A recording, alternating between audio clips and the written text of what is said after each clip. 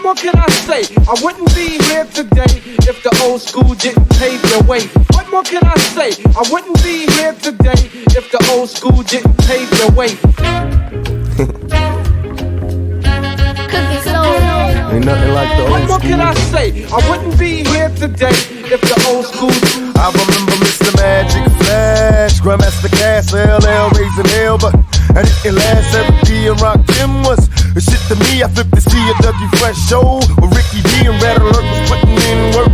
And Chuck Chill had my homies on the hill getting ill when shit was real. What I still remember raw with Daddy Kane when De La Soul was putting potholes in the game. I can't explain how it was. Houdini had me bumping on that Buddha getting buzz. Cause there I was, them block parties in the projects and on my block. If you don't stop sipping on that private stock. And through my speaker, Queen Latifah, and Lissy Light. Listen to tracks of KRS to get me through the night. With Tiller Rockin' Mantronics and Step the Sonics. Remember this shit was the bomb shit, nothing like the old What school. can I say? I wouldn't be here today if the old school didn't pave the Nothing way. like the What old more can I school. say? I wouldn't be here today if the old school didn't pave the Nothing way. like the What old more can I say? I wouldn't be here today if the old school didn't pave the way.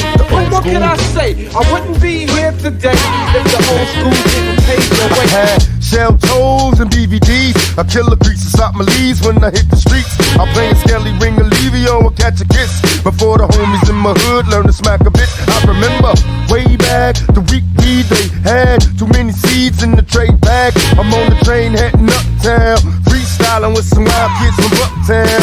Profiling cause the hoop keep us staring. Checking what a nigga's wearing. I'm wondering if that's ahead. I remember stick ball, Uncle Hoopty's on the wall. I'm taking leaps on the steps, thinking up the hall.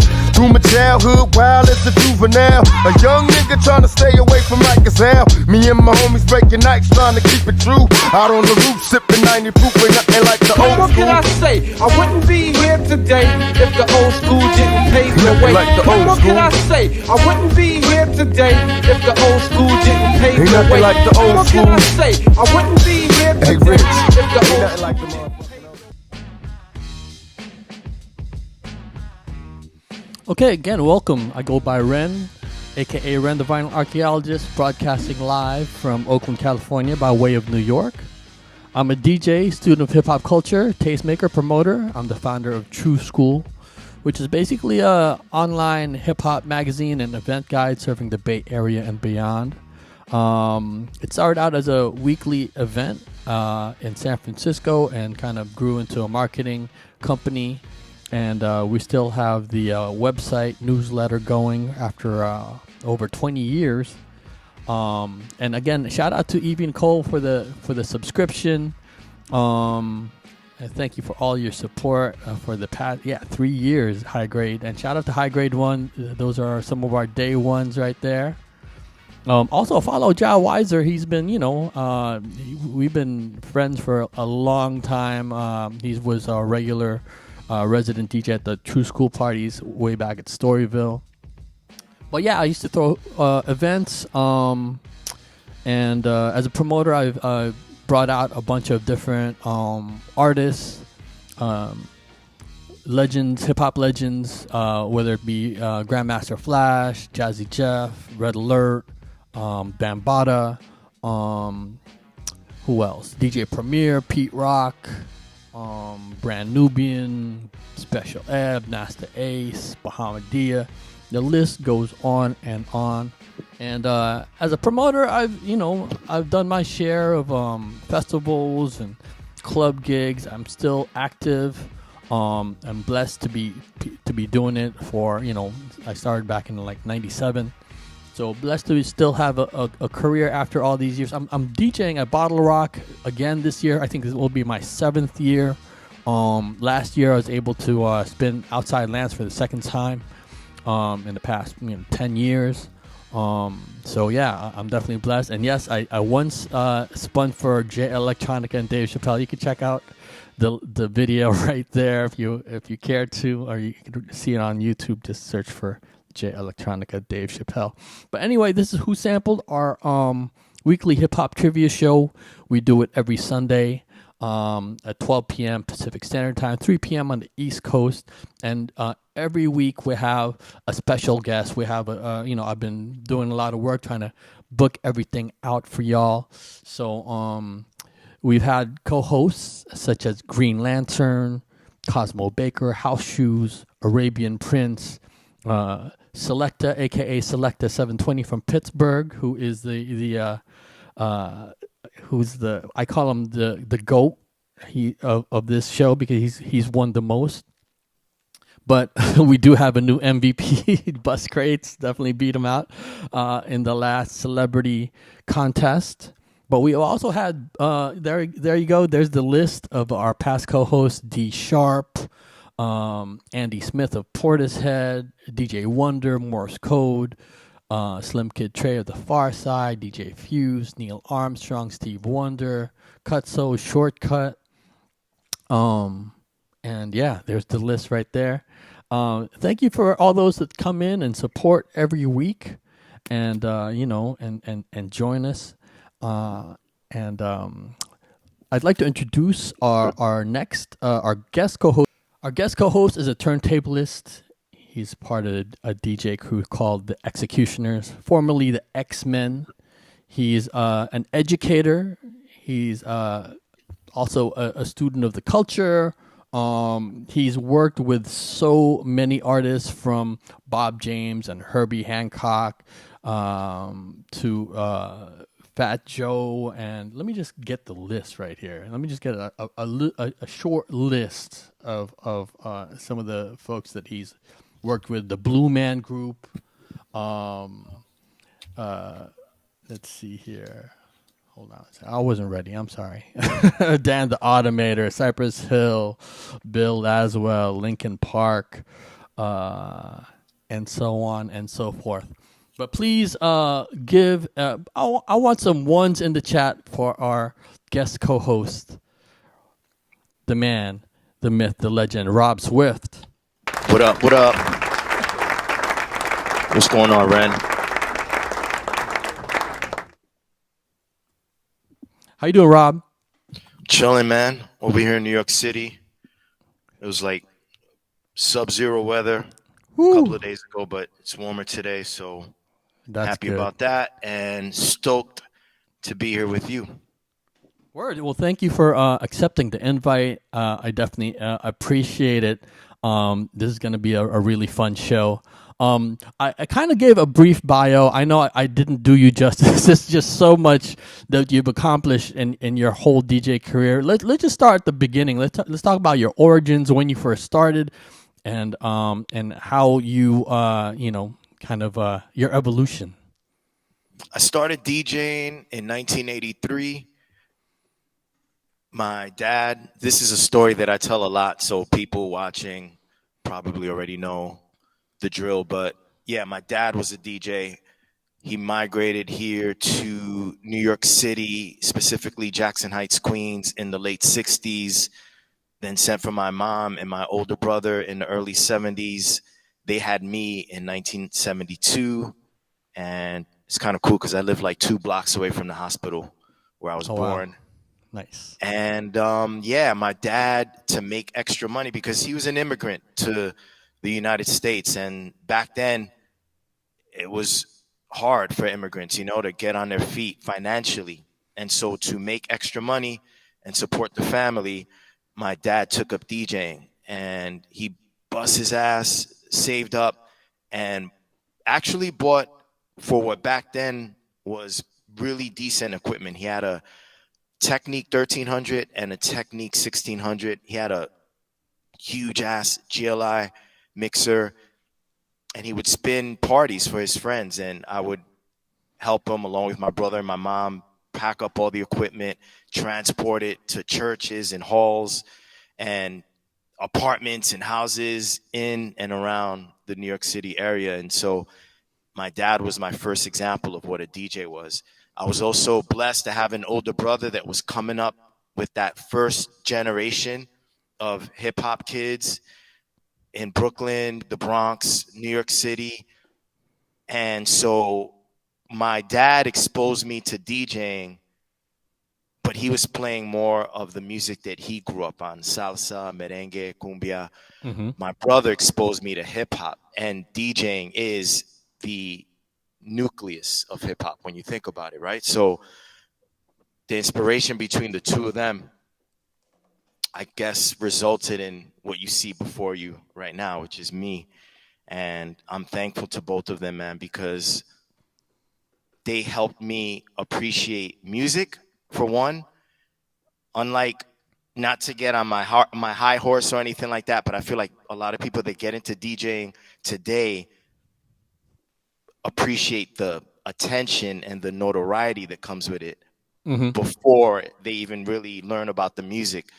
And so I like the whole concept behind this show, because we're educating people on why DJing is fun and producing is fun, you know? So I came up in a very organic, authentic way.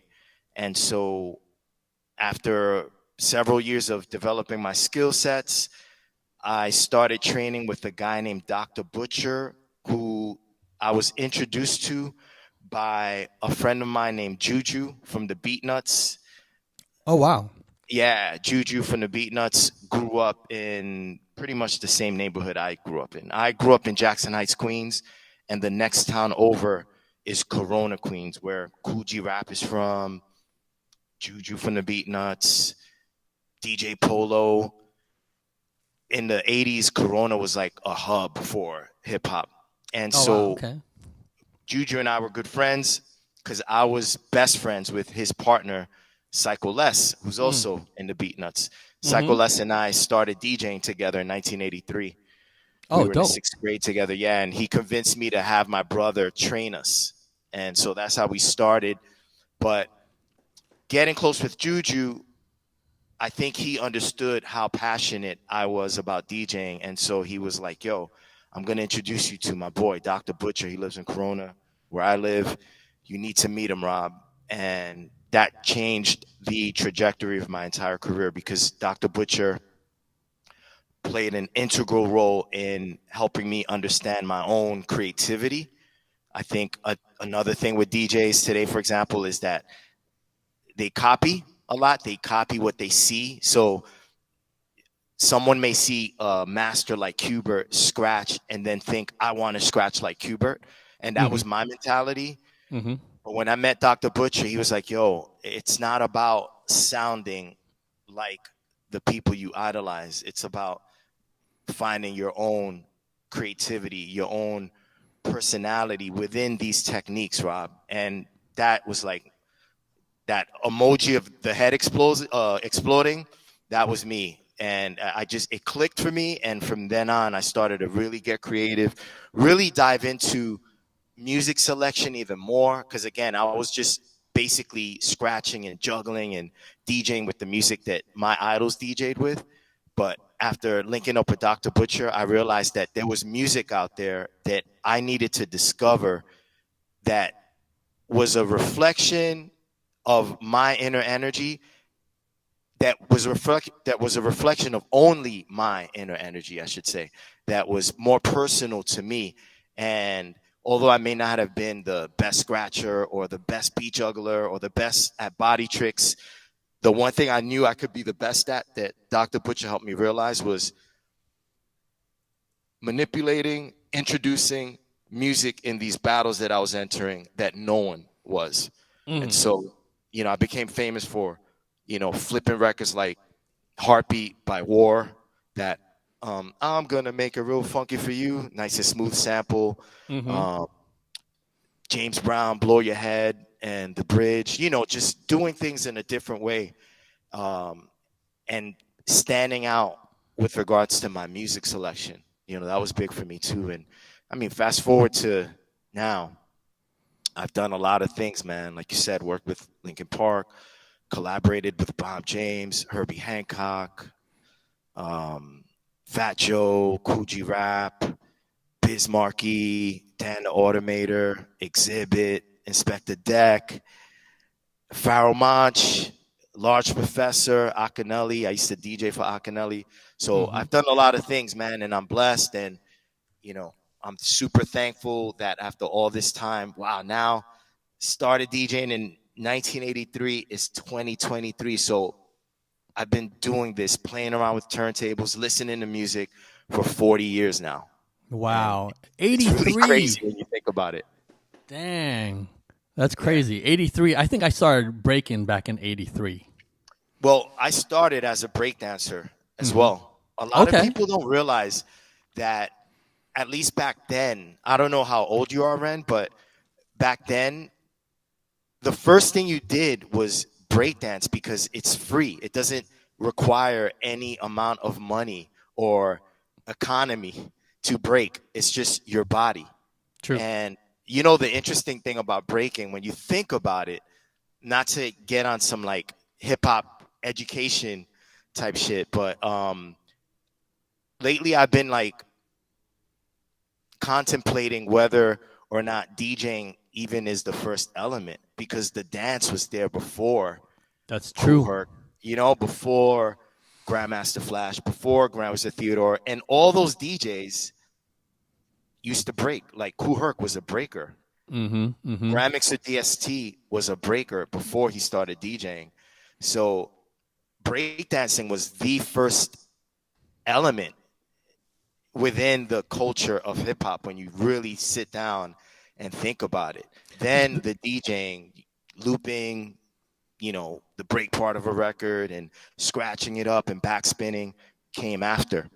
But yeah, I'm not surprised. My point is, I'm not surprised to hear you say you used to break, because I used to break dance too. And then I started rapping and writing rhymes and all that. And when Psycho Les found out that my brother DJ'd, he was like, dude, your brother was a DJ all this time. Like, let's get him to teach us. And I just really gravitated to DJing.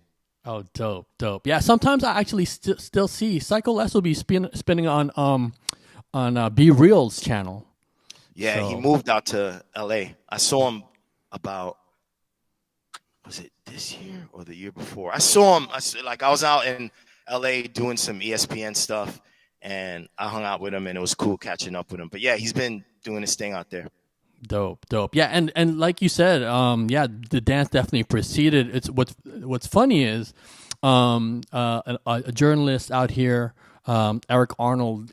I don't know if you're familiar with him, but he's a hip hop journalist. He's been around for a long time. Wrote for The Source. Wrote for what is it, 4080 or one of those hip hop mags from way back, and he actually wrote an article recently. You know, just kind of talking about the Bay Area hip hop and its and how it kind of just the scene out here with regard to the dance. You know, it preceded hip hop, and you know how the Bay Area should definitely, you know, get its props.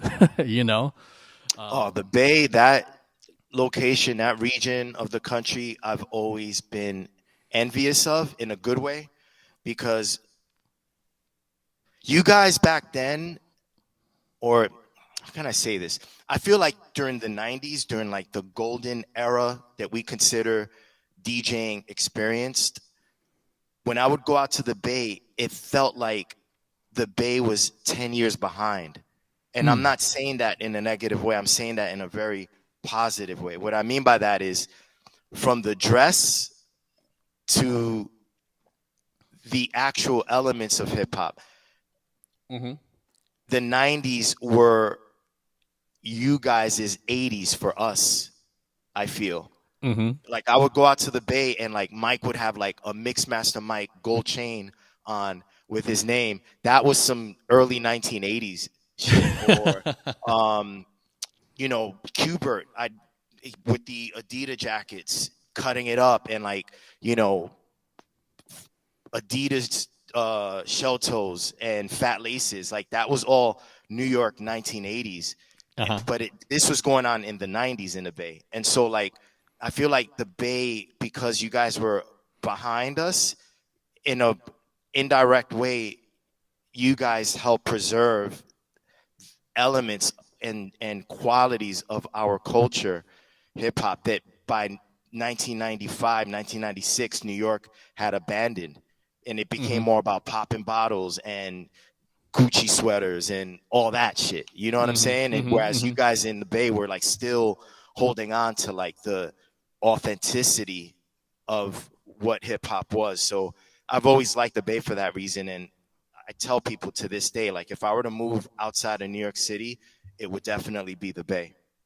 Well, yeah, definitely, and I think also, I think the part of it is with the Bay Area is, just also how we definitely try to, keep it true to the culture. There's a lot of people who like kind of carry the torch, whether it be Davey D or Kevy Kev and a lot of different journalists and different artists as well who like, whether it be Souls of Mischief, Hieroglyphics, Mystic, there's all types of variety of different artists. It isn't just Too Short and E40 out here. There's Right. Paris. There's a lot of political hip hop as well, the Coup, and stuff like that. But I mean, in terms of turntablism, they weren't very far behind. Oh, I mean, that's an understatement, Ren. I would say, as far as turntablism is concerned, the Bay is responsible for a lot of the progressive techniques that exist today that teachers teach, that platforms promote, learn this scratch. A lot of that stuff came from masters like Hubert, Mixmaster Mike, DJ Shortcut. Over in LA, you had the beat junkies redefining what you could do as beat jugglers and scratchers and producers. Yeah, the West Coast in general was just, I feel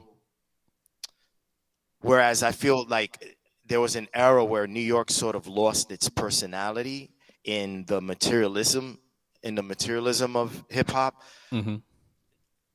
The West Coast kind of like kept it. You still had other West Coast artists like, Snoop Dogg or whatever the case is. Not to say that Snoop Dogg is in hip hop, but I feel like that authentic New York hip hop vibe, you guys held on to it after us here on the East Coast sort of like let it go.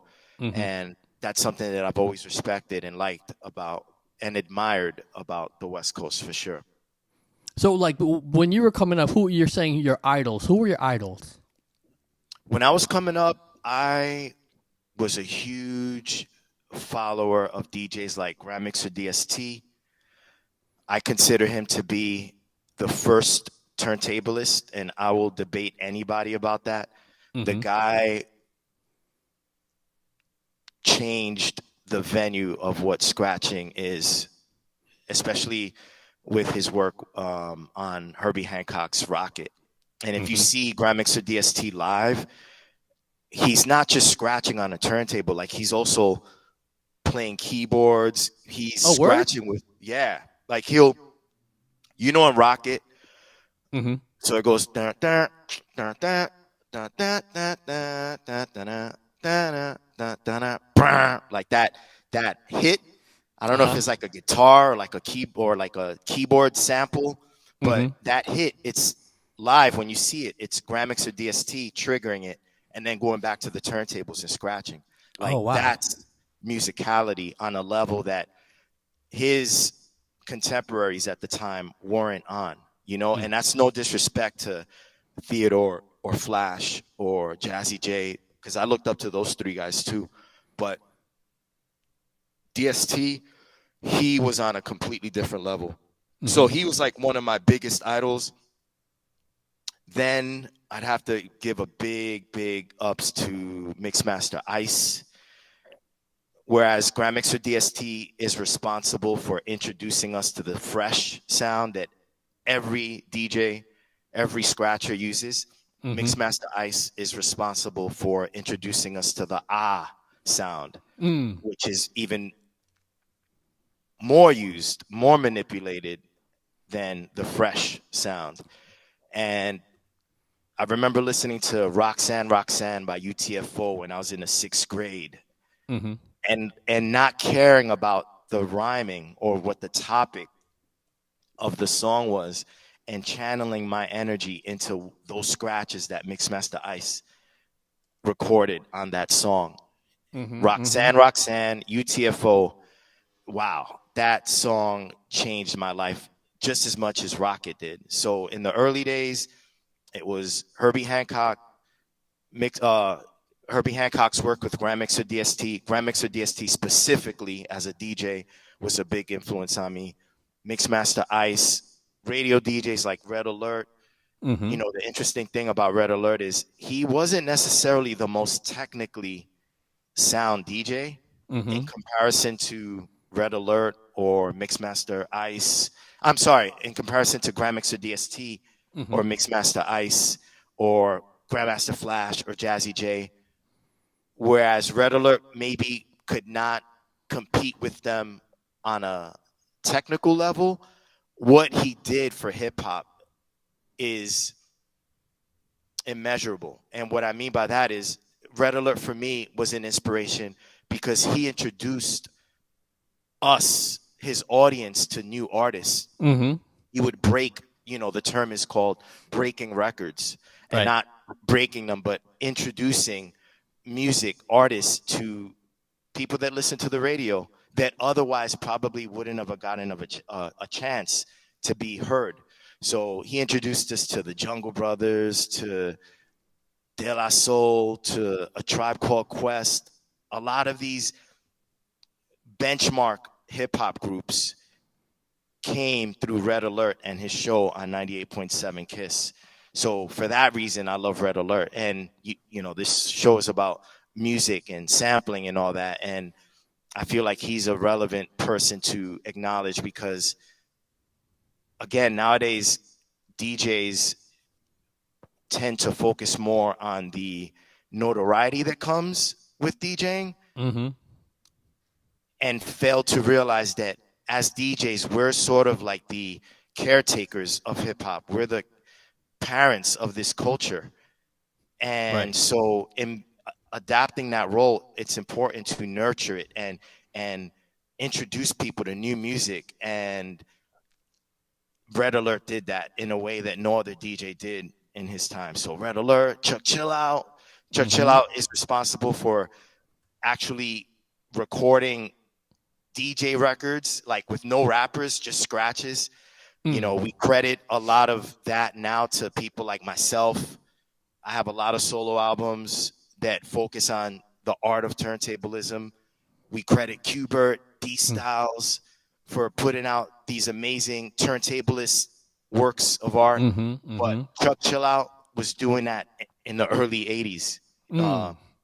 All you got to do is Google songs like 2-3 Break or Hip Hop on Wax, Volume 1. Like Chuck Chill Out is a pioneer with regards to breaking into the industry of recording music as a DJ, absent, void of a rapper. And it's just you scratching from beginning to end. Marley Marl's another pioneer that I used to listen to. So I would say those DJs, Grandmixer DST, Mixmaster Ice, Red Alert, Chuck Chill Out, Marley Marl. Lastly, Johnny Juice. I'd be remiss if I didn't mention him because Johnny Juice had a college radio show that I used to listen to. And on his show, he would play audio excerpts of DJ battles. Oh, like dope. the DMC. Yeah. So we're talking late 1980s. So smartphones didn't exist back then. The internet wasn't created. And so you got your information from TV or the radio. It's funny hearing myself say that because I feel so old. But Johnny Juice would dub the audio from VHS DMC tapes onto cassette and then play the cassette audio on his college radio show. So he was introducing me to this world of battling that I didn't know existed. And that's where I discovered DJs like Cash Money and Cutmaster Swift and DJ Aladdin. Because again, you're in New York City and you're just exposed to what's around you and your friends. And the music that you may buy at a record store.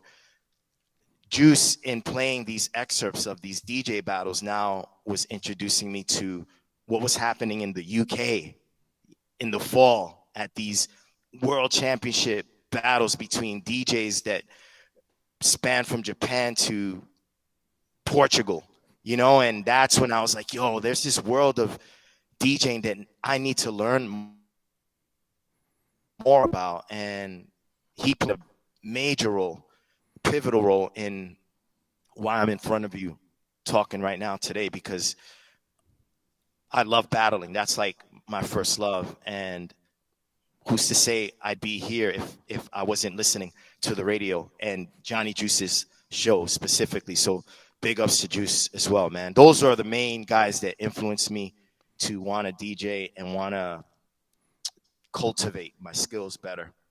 Dope. And so, I mean, you're only hearing on the radio, so you're not even seeing how it's done. No, there was no smartphones, there was no laptops, no desktop computers. Or if you had a desktop computer, you were from a family of wealth. Like it's not like a kid like me that grew up in a 1-bedroom apartment infested with roaches and rats could afford to buy a desktop computer. And even if you did have a desktop computer, there was no YouTube. So it's not like you could just search DJ battles. So you would listen to the radio, in my case, Johnny Juice's show, and I would hear these DJs cut up songs like Rock the Bells by LL Cool J. And then I would have to sonically decode what was happening. Like, why is this DJ making LL's voice sound like it's being triggered off a keyboard? Like, how is that possible? What is the guy doing with his hands on the record? Like, I know what a transformer scratch is, but what that guy's doing is not a transformer scratch. And decoding that sonically, although I was limited because I couldn't see it, in other ways, that limitation pushed me to be even more creative and imaginative, because I had to use my mind to figure out what was being done on the turntables, opposed to now you could just see it and then copy it within seconds. And I think that actually is where the limits are, because when you see something and then copy it,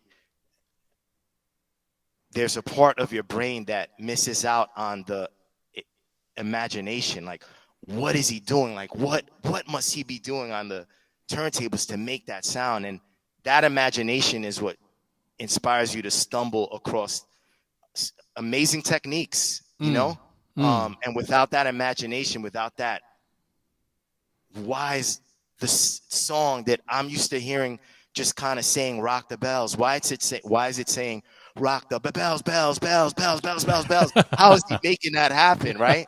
So that being inquisitive in that way prompts you to then stumble across other things, because you're exploring and experimenting and having fun and trying things, opposed to looking at a YouTube video and then just copying it and then thinking, okay, I could do what this guy did, but not being inquisitive enough to take it further, So I'm glad I grew up in that era of the radio and just listening to things, or listening to scratches on records, figuring out what the DJs were doing, or finding the samples by going on these excursions throughout the city to locate the records.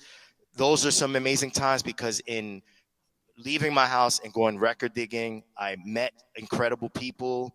I had some incredible conversations at record stores, and it's almost like mining for gold. Like, you go out with nothing and then you come back with all this gold, and you feel proud because you found gold. It's record digging, record culture, I feel, is not a thing anymore, because we have the internet and you could just, go to Who Sampled, True. unintended, right? True. And find out like what the name of a song is that someone looped or sampled, I should say. Whereas back then, no one was telling you the name of a sample. Like, you had to leave your house go on a weekend excursion to find this music. Totally. And it's like you were like on this trek without a roadmap. And then when you got to your destination, which was that record store that had that record you were looking for, you can't really even put that into words. Right. You know?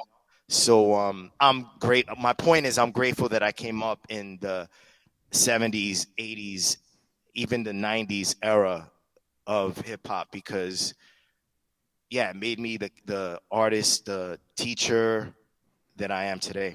Yeah. So some people are saying that Johnny Juice actually did the first scratches on the first PE album.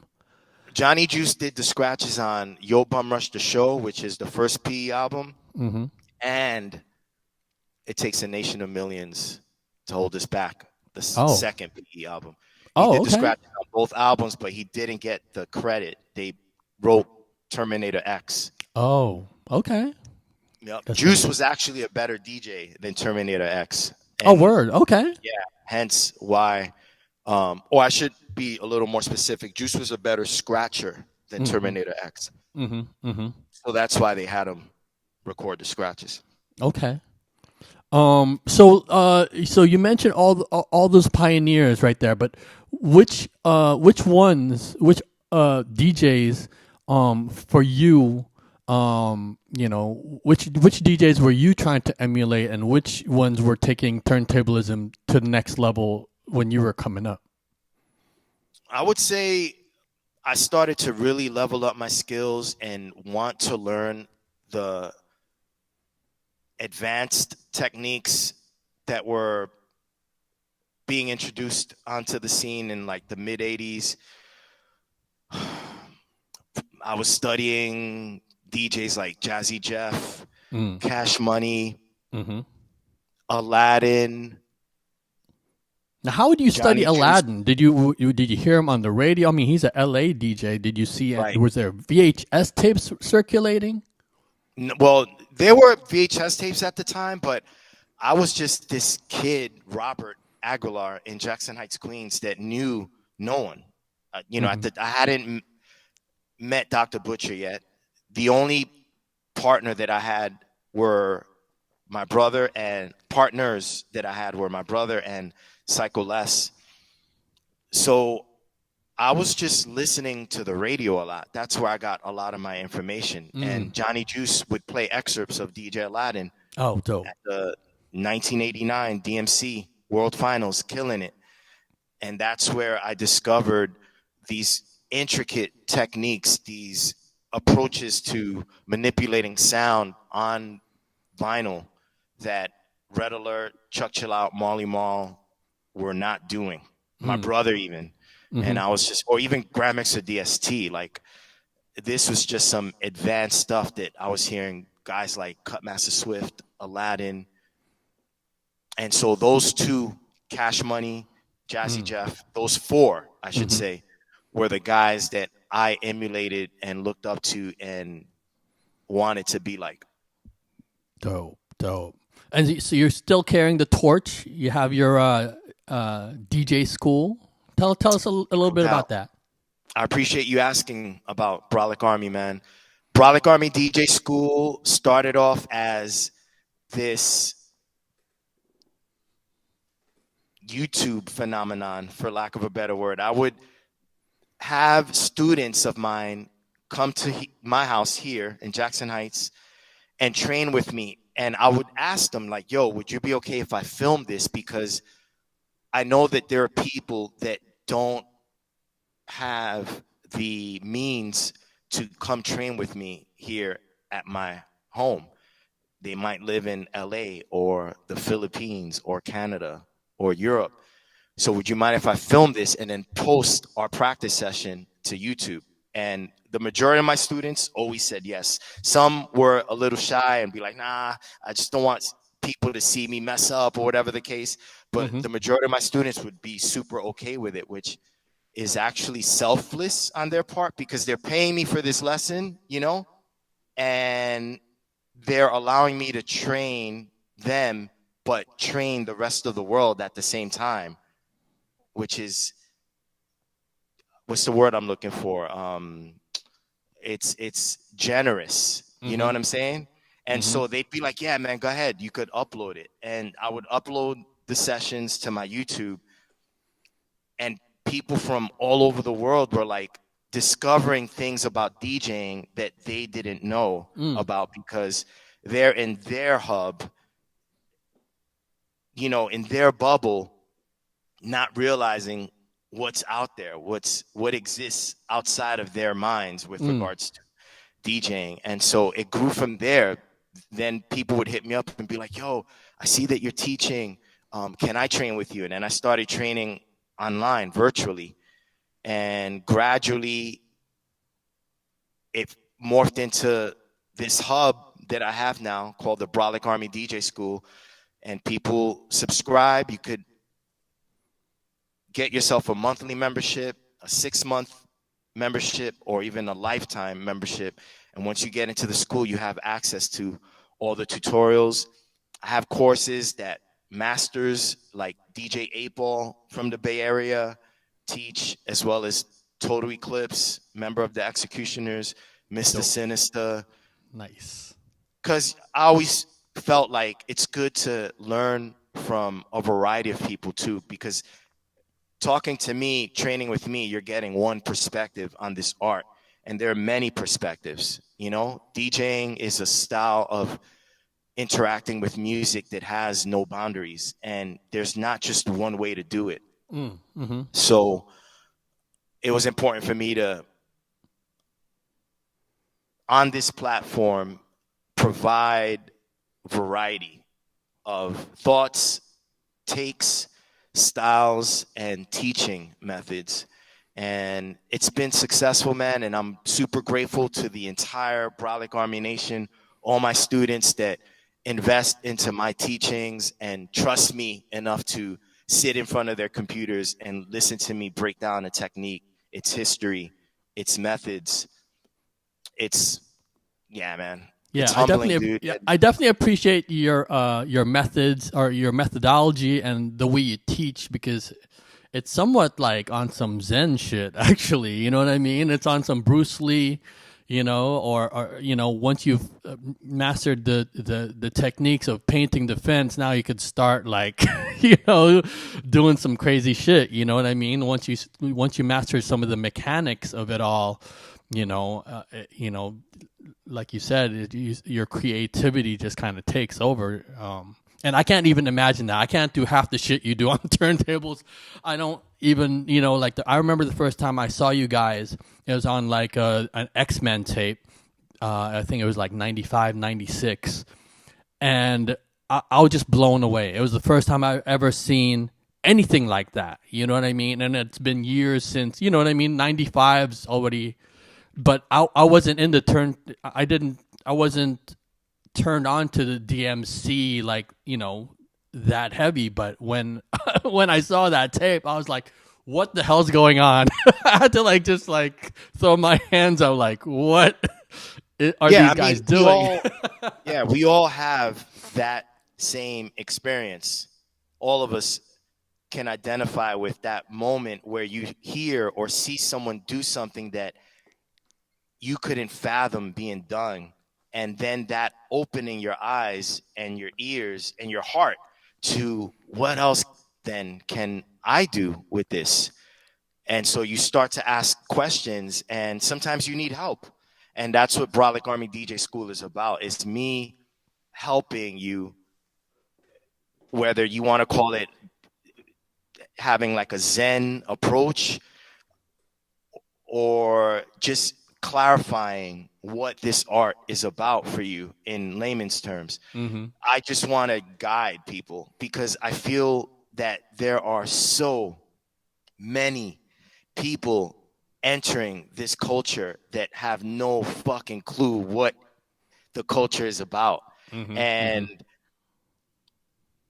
it's more than the likes and the follows and the going viral. It just, today I'm sure that like as we start playing music and talking about the music that we're playing and quizzing people on, if you're one of those people watching, you'll understand that like like the vinyl that I'm playing is an extension of who I am. It's an extension of energy that's inside me that lives in these records. And I don't care if you follow me or not. You know what I mean? Like I started buying records during a time that social media didn't exist. So it was about connecting with this music and then letting the music extract out of me energy, creative energy. And so now I feel like the way technology is, you see someone DJ and then automatically you want to do it, but you don't know where to start. Mm-hmm. And for me, Brolic Army DJ School serves as a bridge, so to speak, between that moment that you described of seeing someone do something crazy and being like, oh shit, to which is A on the alphabet, to Z, which is getting you to the point to where you're that person having that kind of effect on someone else. But it's not that you were copying or biting. It's you authentically making that impression by the time you get to Z. And Brolic Army DJ School is here to like get you through the alphabet, so to speak, you know, and understand what DJing is and making sure that you personalize what you're learning from it so that you pass it down then to the generation after intact. Because right now they're kids that think DJing is just hitting a bunch of buttons and, you know, tweaking filter knobs. And it's so much more than that. That's true. That's true. So if they want to sign up for the Brolic Army DJ School, where would they go? Just go to the website, open your browser up, type in Brolic Army DJ School, and you'll see a cool picture of me standing there next to the tenets of the Brolic Army and my mission statement. And then you scroll down that first homepage that you encounter when you log in, and you'll see a description of all the courses. And yeah, like I said, man, you could join for a month and then cancel your membership, but at least get introduced to the true, authentic art of DJing from someone that's been doing it since 1983 and not some influencer that took a class and now thinks they're going to be able to teach DJing and their concern is just making money. You know what I mean? So hip hop right now, dude, is just so popular, but in a way that popularity has endangered the tenets of hip hop. You know, people don't get into hip hop for the reasons that you and I did anymore. A lot of people don't, at least. And, you know, when I see that, I take it personal because I know what this culture has done for me. Word. You know? So yeah, I think shows like this are super important because it educates people on how important music is to us as DJs and producers. It's not just these records that we're going to play today, we don't own them to make money. You know what I mean? Like people download MP3s right now, or they join record pools to DJ on the weekends. Like the music that we're going to play today, it's an extension of who we are, literally, you know? And so when that connects for you, when that connects for you as a DJ, then you start DJing differently. And in DJing differently, you separate yourself from the generic, the average person that steps into this culture. Word up. So one last question before we get the game started, since we were talking about it and it's already we're just about ready to go. So one last question for you. Let's talk about when you won the DMCs. Can you just kind of talk about your mind frame and all that and the year that you won? So thanks to my boy Juju from the Beat Nuts, I met my mentor, Dr. Butcher, and started training for my first DMC competition. I met Dr. Butcher in 1990, in July, to be exact, of 1990. The month before, I remember seeing the 1990 new music seminar battle for World Supremacy. Steve D won that, and I was sold. I was like, I got to do this next year. And, you know, I'm thanking a lot of people, but I got to thank the force, you know, the force of forces, God, Jehovah, whatever you want to call him or her, for introducing me to Dr. Butcher, because Dr. Butcher took me on as a student in July of 1990, and we started training for my first battle. Or I should say, he started training me for my first battle in 1991. So let's see, July, August, September, October, November, December, January, February, March. So I trained 8 months for my first competition, placed third. That obviously wasn't good enough. I wanted to win that shit. Mm-hmm. And so I went on and trained the following year, the following 12 months, and I won the same competition that I placed third in the previous year. In between that, there were battles that I entered and got bounced out from the second round and the first round. So I learned, the reason I referenced that is because in losing so much, I learned a lot about myself, the importance of tenacity, not giving up, having faith, staying true to what you're feeling called to do, not being discouraged. All those little life lessons I learned through those losses. So battling was an important period in my life as a DJ, because I developed my name. More people knew who Rob Swift was, but more importantly, I cultivated my character when I was losing, not winning. It was when I was losing that I was actually cultivating the character that I have as a DJ. So that was a very important period of my DJ career. And I would advise and encourage anyone out there that is listening to me that maybe is considering battling but thinks, oh, I'm not good enough. Do it. Do it, because it'll teach you a lot about yourself. And even though I won the DMC that I entered in 1992, the Northeast Finals, it was never about winning the battle. It was more about experiencing myself achieve a goal.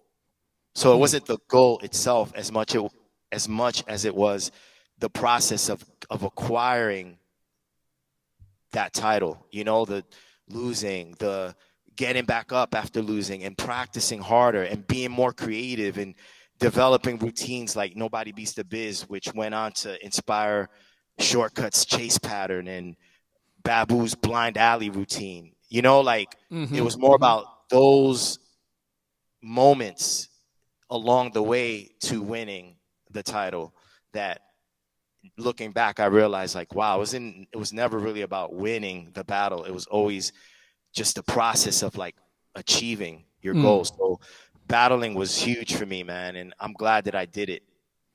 So if we were to show a little clip, which one would you show? The DMC US finals or the East Coast DMC? Let me just show the folks what we're talking about. I would go to East Coast 1992 DMC. All right, let's just show a short clip of that battle right here, and just to give you a little sense of what we're talking about, and then we're going to go ahead and start the trivia game. All right, here we go.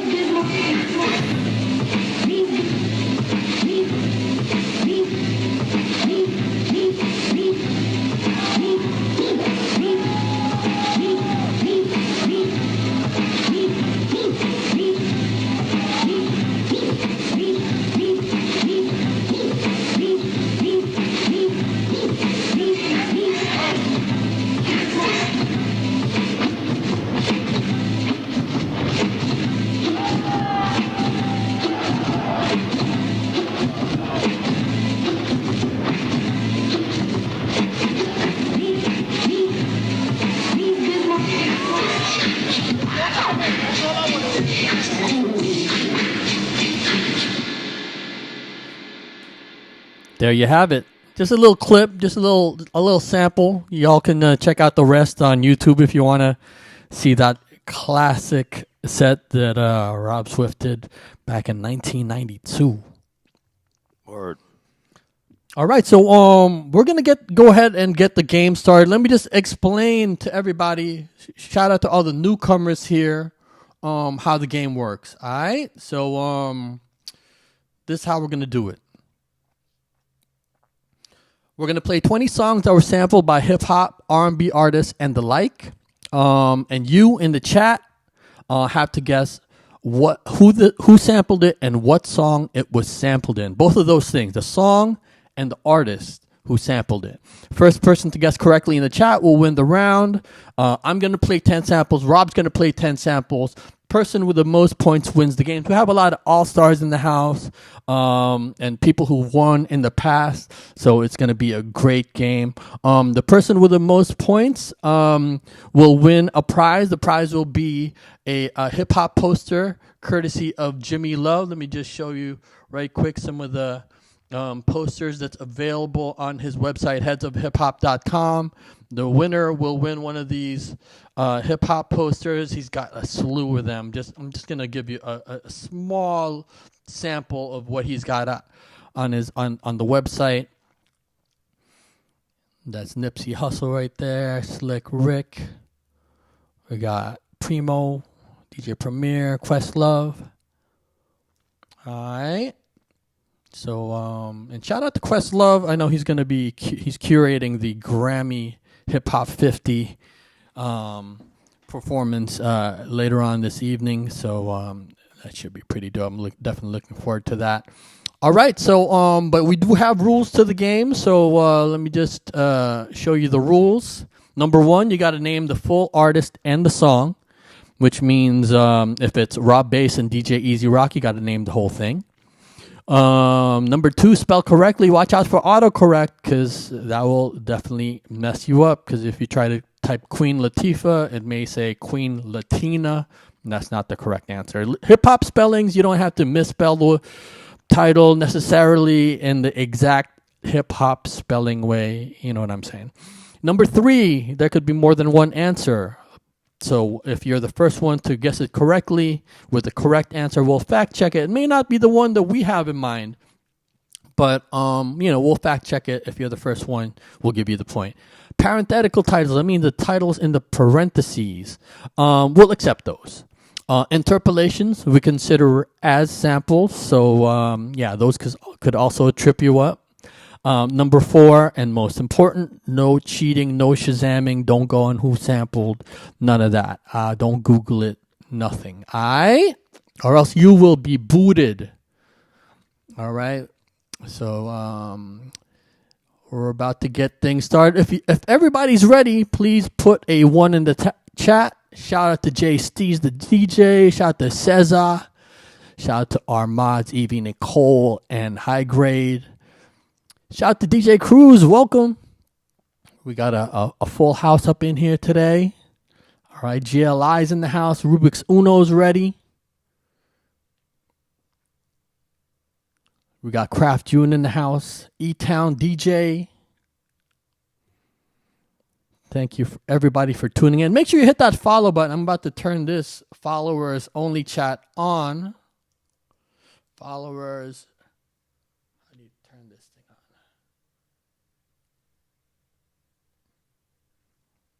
on? All right. So we got Kodak Vision ready. Craft June is ready. Elphonics is ready. All right. So let's do it. I'm gonna go ahead and get it started, and then just to, and usually I start it easy, and then we'll go progressively harder. All right. So here's the first one, y'all. Yeah, thanks for the follow, Elphonics. If you want to play, you gotta hit that follow. All right. Name the artist and the song. Who sampled it?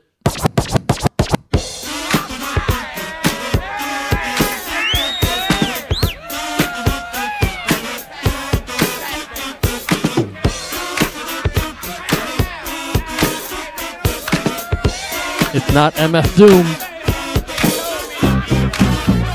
Come on, get up and dance. All right, GLI says GMF Freedom. BDP You Must Learn. Grip One says. Remshot says Boogie Down Productions You Must Learn as well. Kodak Vision says J5 Schoolyard.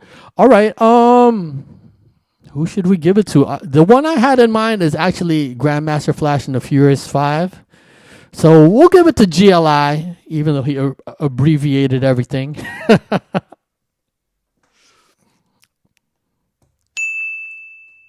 So that was, Freedom, Grandmaster Flash, and the Furious 5. Let me play Freedom for reference.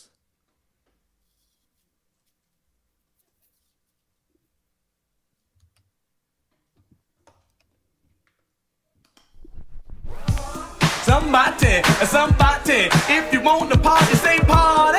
Party. Say party. Party. Come on. Woo. Oh, yeah. If you want to party, and that's a fact, somebody say, and you know that. And you know that. We don't care if you're age 10 or if you're a senior citizen. Yeah, I had to start with a Grandmaster Flash joint since, he's actually doing something special for the Grammys tonight. I know he's been posting on his IG that he was getting his, what is it called? The box. What is it called, Rob? The original sampler that Grandmaster. The beatbox? The beatbox, yes. Yeah. He was saying he was trying to get that fixed for the Grammys. That's dope. So, you ever spin with Grandmaster Flash? I mean, I booked him back in the early 2000s, and it was incredible. I mean, he gave us a whole lesson, a clinic. I DJ'd. I opened up for Grandmaster Flash twice. Oh, the dope. most memorable party took place in Boston, Massachusetts, at a spot called the Middle East. That was really dope, opening up for him. Nice. And what years was this? This was, I want to say, late 90s, probably 98, 99. Okay. Mm-hmm. Dope. Yeah. So were you privy to the famous Grandmaster Flash Do Not playlist?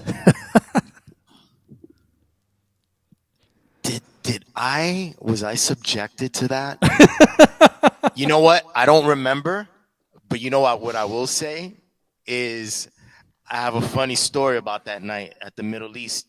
We were going, me and my boy Good Time, big ups to Good Time, my best friend. I grew up with him. I met him in Les, same year in junior high school. Anyway, he was like my road manager. And we get downstairs, we're in the hotel lobby, and we see this SUV that we know is going to take the artists that were at the hotel to the Middle East. So me and Good Time get in the truck, and we're chilling because this is it's this decked out SUV, like an Escalade or something, and we're chilling, lamping or whatever. Mm-hmm. We're about to be driven to the Middle East, and then the driver gets, we're there by ourselves. We get in, and then the driver's there, and then someone gets into the passenger seat. Me and Good Times are in the back. Mm-hmm. And I guess it was someone from Flash's entourage, and they were like, yo, you guys got to get out. This is Grandmaster Flash's ride. You guys are in the other vehicle over there. And it was some cheap hoopty or something. So that was funny. That was super funny. But yeah, no, it was dope opening up for Grandmaster Flash, and it was full circle sort of thing. I grew up listening to him. That scene of him getting busy in Wild Style, iconic. And to then, as an adult, open up for him. That's God stuff there, man. That's God stuff, man, for real. Yeah. I mean, and I think, he was definitely, when I brought him out, he was definitely a diva. But I mean, he's Grandmaster Flash. He deserves Right. he deserves that respect, right? Grandmaster Flash does not need to be driving from the hotel to the Middle East with Rob Swift. You know what I mean? Like, he's Grandmaster Flash. He deserves to drive by himself without me quizzing him and asking him questions, you know? So totally. Yeah, no doubt. I definitely stuck to the whole rider. I got Right. the Escalade. Right. I brought him fresh squeezed carrot juice See, when you I just- picked him up from the airport. You know what's funny? You said Escalade. Did I say Escalade? I think you did. Right? See, so now you know I'm not lying. That really happened. You know, I think he has it in his rider where it has to Yeah. be an Escalade. Yeah. And- At the time, it was like Cool Lady Blue was managing him. So Right. shout out to Cool Yeah. Lady Blue, legend. You know, crazy. Yeah, yeah. Okay, so you're up next, Rob. So you got to play your first sample, and GLI got the first point. So and if you That's right. notice, Rob is on vinyl. So Yeah, I'm playing vinyl. For this show. Me and Ren were talking all throughout the week, and I was like, dude, I'm not gonna play Serato, man. I gotta play I want to play the actual records that I went out to look for and find and purchase, and then come back home and then open the jacket up. Like, you guys are gonna be seeing all the record covers, everything. So we're ready. yeah, let's do it. All right, this is the first sample. Rob Swift, name that tune.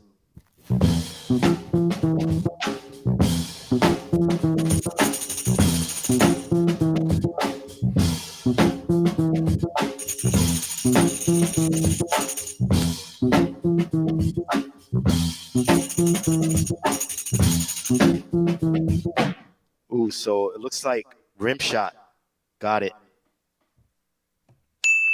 All right, so Remshot said Beat Nuts. Are you ready? That's the correct answer.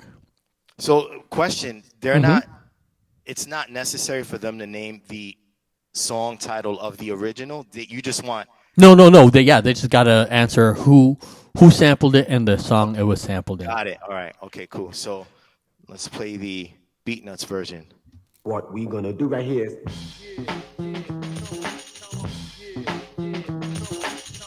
Turn that up a little bit. You rewind it.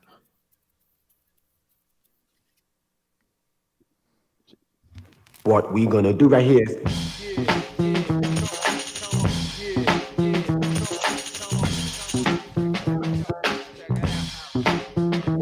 Who the fuck is that nigga rhyming on the mic? Who is this? It's the wicked nigga with the super thick fucking hoes like I'm supposed to be in a flick. Dope. Big dope. shout So to Beat Nuts, word Psycho up. Les, Juju. I wanted to set off today's show with them because A, they're good friends.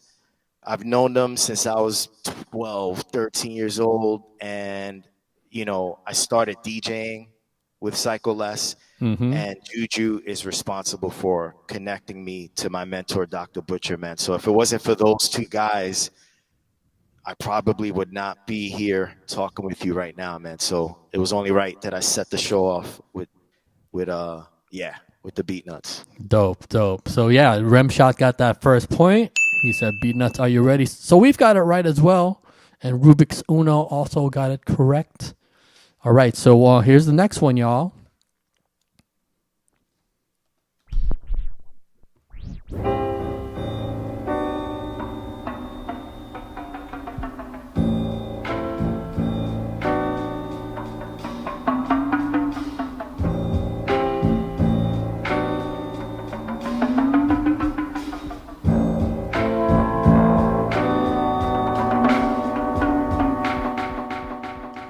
We got some answers.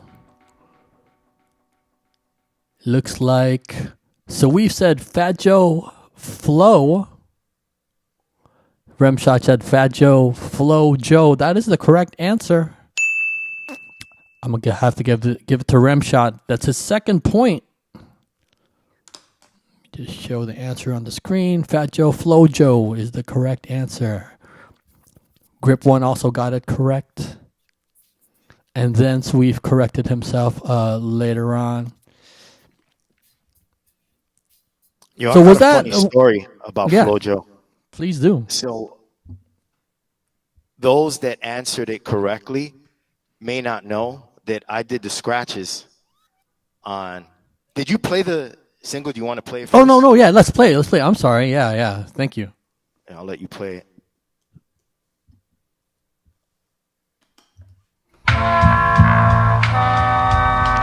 Oh, yeah. The fat gangster. You gotta flow, Joe. You gotta flow, Joe. You gotta let them know, Joe. You gotta flow, Joe. You gotta flow, Joe. You gotta let them know, Joe. Bust it, check it, watch how I wreck it. Niggas watch your back, shit is getting hectic. I catch vibes like Kel Basie. Sucker won't face me. I'm so much flavor, you can taste me. I'm underground like the gutter. You never catch me stutter. Everybody knows that I'm butter. I'm not the man with sensitivity. The name is Fat Joe. The label's relativity. I chop a rapper like a meat cleaver. I'm burning hot. People think I have a fever. Check it. If niggas wanna front, then come with it. If you having second thoughts, well then forget it. See, I dig timber crates. I don't perpetrate. I got shit sewn like Billy Bathgate. Beware like Coco. Yo, I'm not a slowpoke. Got so much dough I vacate in Acapulco. Yeah, those drums. They come, I'm not the one. We can do this with the Those are hands. the Take get it off to my the mic guns. moment, bro. You know I can flow. The name is Fat Joe. I can flow. I can flow. I can flow. You gotta flow, Joe. You gotta flow, Joe. You gotta let them know, Joe. You gotta flow, Joe. You gotta flow, Joe. You gotta Play like some sort of remix version. Oh, it is. Oops. Fat Joe's in town. It's all right though, but it's cool. I just have a quick. Is that the main Crazy version? as they come, I'm not the one. We can do this with the hands. Oh, the name is Fat Joe. I can flow. I can flow. I can flow. You gotta flow, Joe. You gotta flow, Joe. Is that the same one? It's like a remix version. Oh. That's okay. That's okay. In the main album version, or if you even anyone that owns the album out there, if you look on the back, you'll see that I'm credited for the scratches. I did scratches on Flojo and Shit Is Real. Those two songs on Fat Joe's first album. And I got a funny story. I'm gonna blow Fat Joe up right now. So I'm in the studio. I do the scratches for both songs. You know, I'm fast forwarding through the story because I know we have a game to play. But you know, I do the scratches for both songs, and then like I'm like, yeah, all right, man. So let's settle up. Like I'm waiting to get paid for these scratches. And he was like, yo, man, you wanted to get paid? I'm like, yeah. I fucking came here to fucking do these scratches for you and get paid. Yeah, I want to get paid. And the dude gave me $50 for each song. Oh wow. So I left the studio. With $100 for scratches on like this classic album. You know, I was just impressionable back then, and my thing was like, man, I just want to get on and like scratch on as many, because by then I had retired from battling, and I wanted to be the equivalent of Grammix or DST, let's say, like someone that did work and scratched on recorded music. I wanted to move forward with my career. So I'm all excited. I'm thinking I'm going to come home with like maybe $500 or something like that. Nah, Fat Joe gave me like $50 for each song.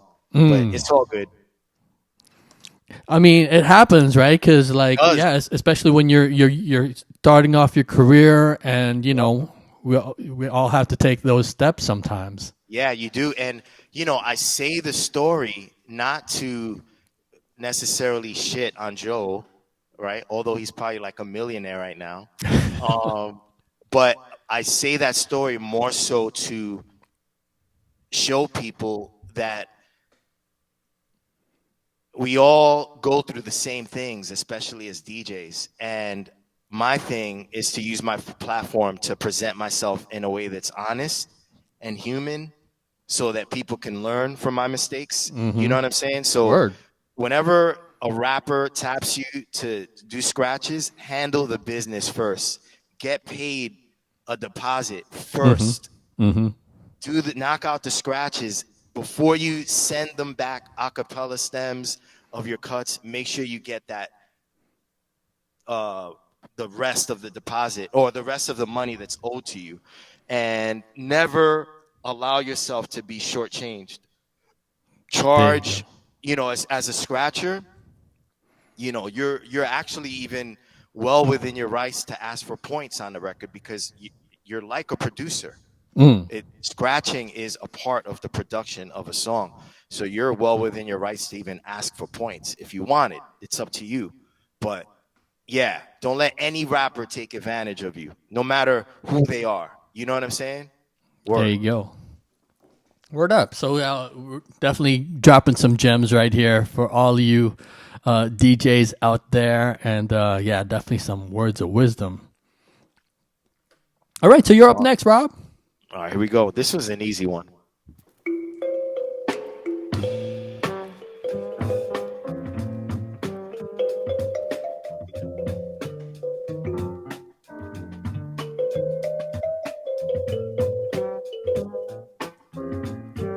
Yeah, Rem Shot again. This guy's going to take it. Rem Shot says, Nas, One Love. That is the correct answer. Shout out to Bus Grace. Thanks for joining us. We got Rob Swift joining us as our guest co-host. Bus Grace is the MVP of the show. He just handily won over our greatest of all time, Selecta, his homeboy. But yeah, here we are. This is the cover. Heath Brothers, Smiling Billy Sweet is the name of the song. I'm showing this record cover because I'm so proud that I own it, man. I copped this for like $20 at a record store in Brooklyn, and right now this shit is probably worth like a good $400 or $500, if not more money. Oh wow, dang. Okay, are you still digging? Not as much as I used to be honest with you. Every now and then I'll pop into a record store, especially if I'm working on a song with someone and I need inspiration. As DJs, you get your inspiration from the music that you have. Mm-hmm. And so sometimes I will hit up some of the spots that I like here in the city and go record digging. But when I was coming up, this was a weekly, thing for me. I would go every week record shopping, but I don't as much, to be honest with you. So I'm going to play One Love.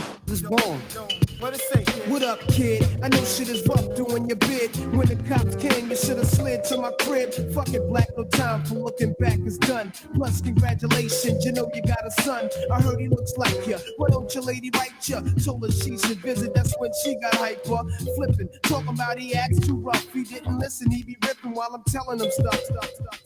It's crazy. I got stories for days, yo. Like probably a lot of the samples that you play, Ren, or that I play, I'll have a story for. But Dope. The cool one about this one is not only did I actually cop an original copy pressing of the sample for cheap. I caught it for like $20, and I don't even think the guy that owned the record store where I bought it from knew what this was. But I was literally one of the first people to hear One Love.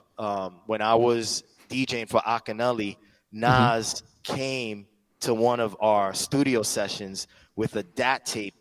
I don't know if you guys out there know what a DAT tape is, but it's a digital audio tape. And Nas had a few of the songs that he started putting together for Illmatic on him. And Large Professor was like, yo, I heard you finished that song with Tip. Let's hear it.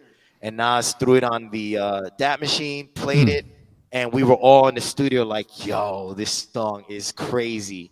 And now, Illmatic is looked at as probably the best album, hip-hop album, or even for some people, album in general, of all time. So that's a funny, cool little anecdote regarding how cheap I got the record for and how cool it was to be sitting in a studio session with Akinelli, Nas, Large Professor, and have Nas play One Love for us before, anyone else heard it. That's so dope. That's awesome. So, shout out to Bus Craze. He's also dropping some gems here. He said Stanley Cowell on the, what is it? On the, trying to go back here. On the marimba. Shout out to Jay Finesse. Also, thank you for joining us. So yeah, that's dope when you get the first listen of any project. Shout out to Tom and Brian B2. Thanks for joining us. We got Rob Swift, the legend, in the house. So we're up. I'm up next. So Remshot's got 2. J-Lag got 1. Here's my next one.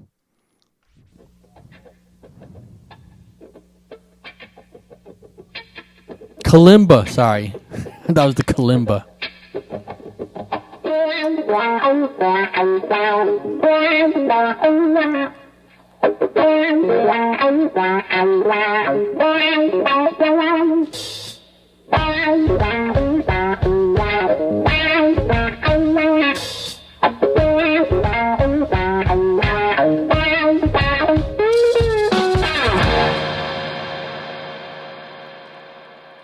Grip says, passing me by, word? So does Kodak Vision. Let me do some fact checking here. That's not the one I had in mind.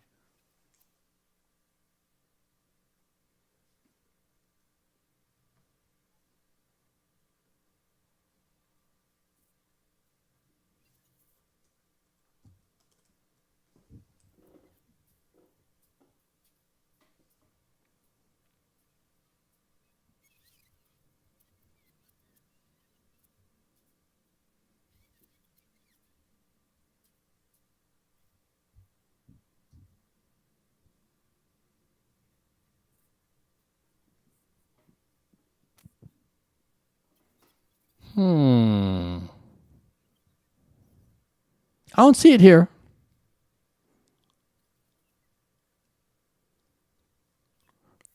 Who else said some? Let's see. Jay Finesse says 7 Bizzos by 2 Live Crew. Ooh, okay, that's a correct answer. We're going to give it to Jay Finesse. Oh, wait. DJ Moody said it before him. 2 Live Crew, 7 Bizzos. Oh, wait. Grip one. Let me look back a little bit. Sorry, guys. The chat is moving.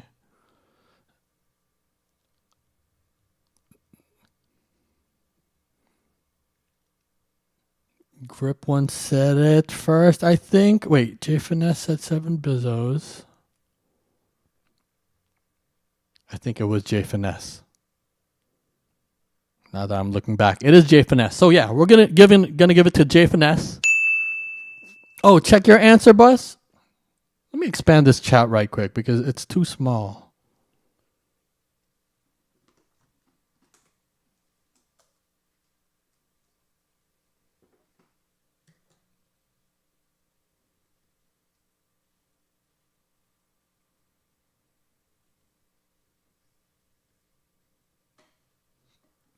What was Bus Crate's answer?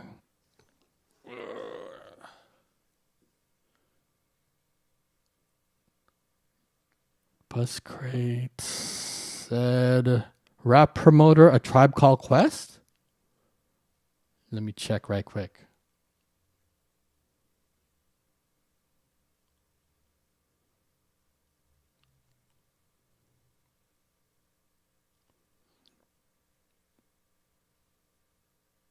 I don't see it here, Bus. We're going to give it to Jay Finesse.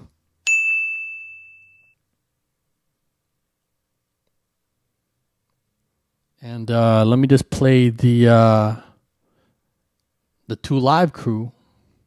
I was thinking the answer I had in mind was Pharoah Monch, actually. But here's 2 Live Crew.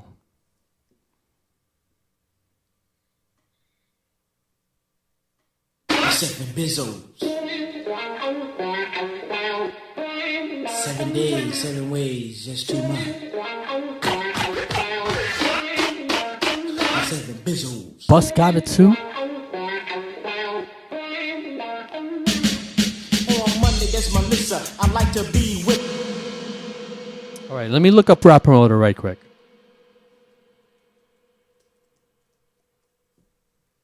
Because not everything is on Who Sampled.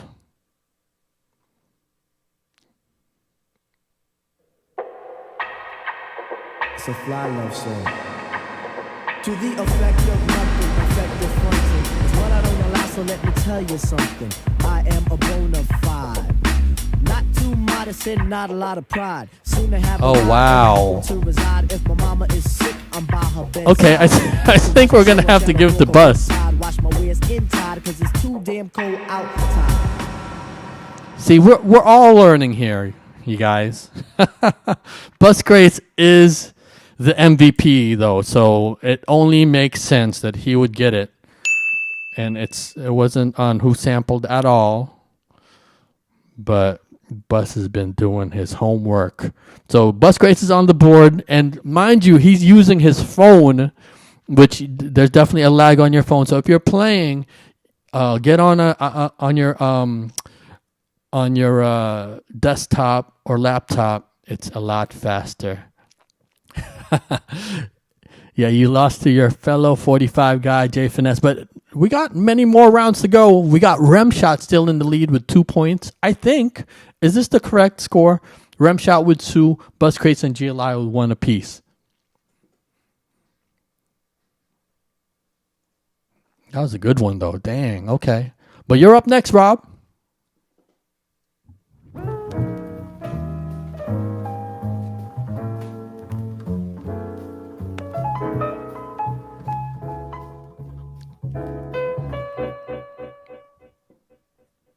Okay. Remshot got 3. Yes, you did get it, Bus. Yes. Remshot. Common. Resurrection. Remshot got it Scratches again. by Mr. Sinister from the Executioners. Mr. Sinister and I go way back. We both were mentored by Dr. Butcher. And that clip that you played from the 1992 DMC, the guy with a high flat top fade handing me the records was Mr. Sinister himself. He helped me train for that battle. So big ups to Sin. Nice, nice. All right, so Remshot got 4.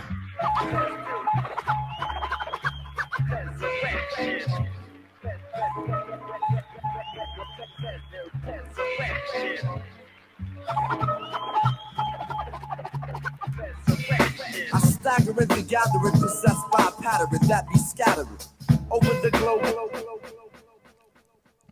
Such a classic track.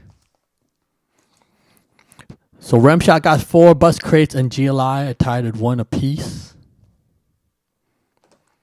Remshot's definitely one of the all-stars here. All right, so I am up next. Here's the next one. Here we go. And, you know, and by the way, Rob, I mean, you definitely can tell that you and Sinister got, got this whole vibe. Because when I was watching some videos just last night, and I'm just like, dang, like, it's amazing what you guys both do at the same time on the turntables. You know, the timing, the precision, it's insane. He and I formed a tandem called The Odd Couple, and we were both students of Dr. Butcher, so we're like yin and yang, you know, literally. Like, our personalities are polar opposites, but you put us together on turntables and we're one. So definitely had to show some love to Mr. Sinister and play Resurrection. Those are some of the most funkiest, cleanest scratches recorded on an album.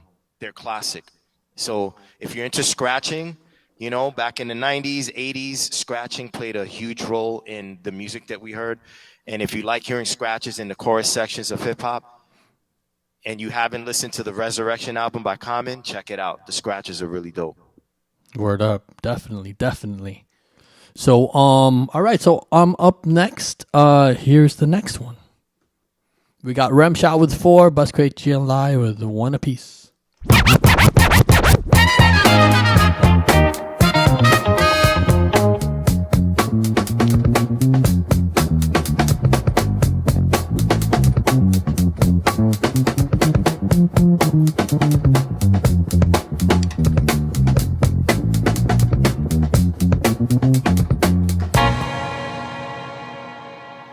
All right, we got some answers. Remshot says Ice-T, Lethal Weapon. All right, Jay Finesse says Lethal Weapon too. That's not the one I had in mind, but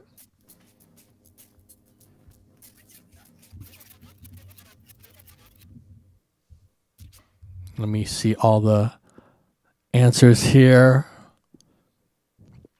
It looks like Ice-T, Lethal Weapon is a correct answer.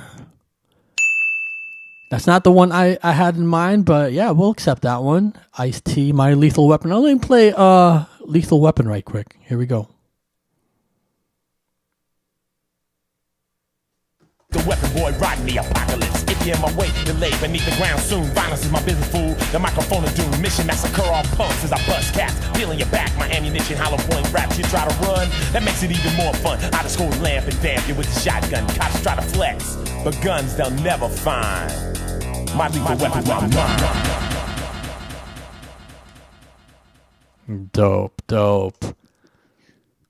All right, so is that 4 for Remshot or 5 for Remshot? Look real quick.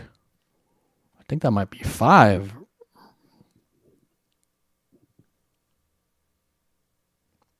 Yep, 5 points. Remshot. Dang, yo.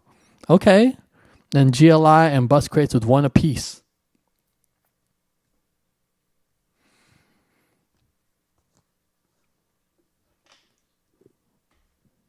But yeah, the one I had in mind for that one was this one.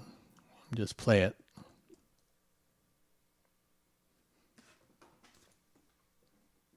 One of my favorites.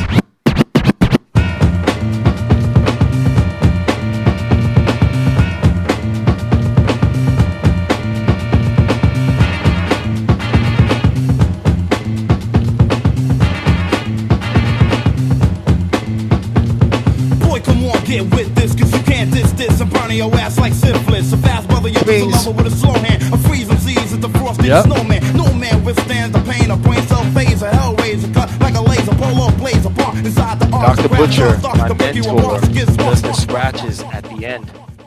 Oh, word? Of that song. Yeah. Okay. I didn't know that. Okay. And like the way, man, G-Rap is just spitting on this one. Oh, he's getting busy. Yeah, and Large Professor produced a lot of that album too. Oh, word, yeah. Yep. I mean, we can never understate Large Professor's influence in a lot of this. You know, No, you can't. I mean, Cool G Rap's what is it? DJ Polo's Wanted Dead or Alive. I mean, Source. Yeah, definitely Main Source. Tribe. List goes on and on. Slick Rick. I could keep going. All right, so we got Remshot with 5, GLI and Bus Crates with 1 apiece. You're up next, Rob.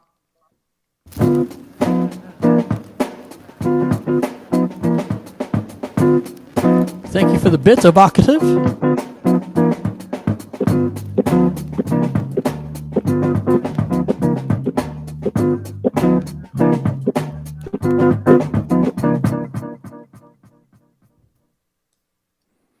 Anybody got it? All right. Kodak Vision. It looks like he might have got it. Punks Jump Up. Brand Nubian.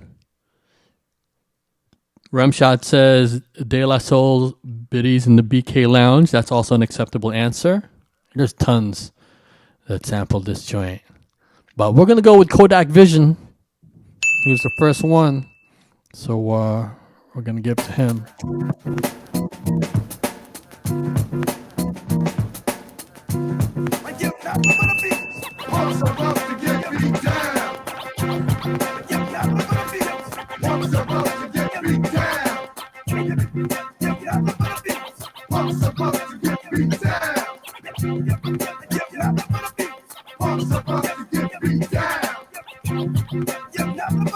One day when I was riding on the train, I seen these 2 kids talking about the Nubian rain had fallen.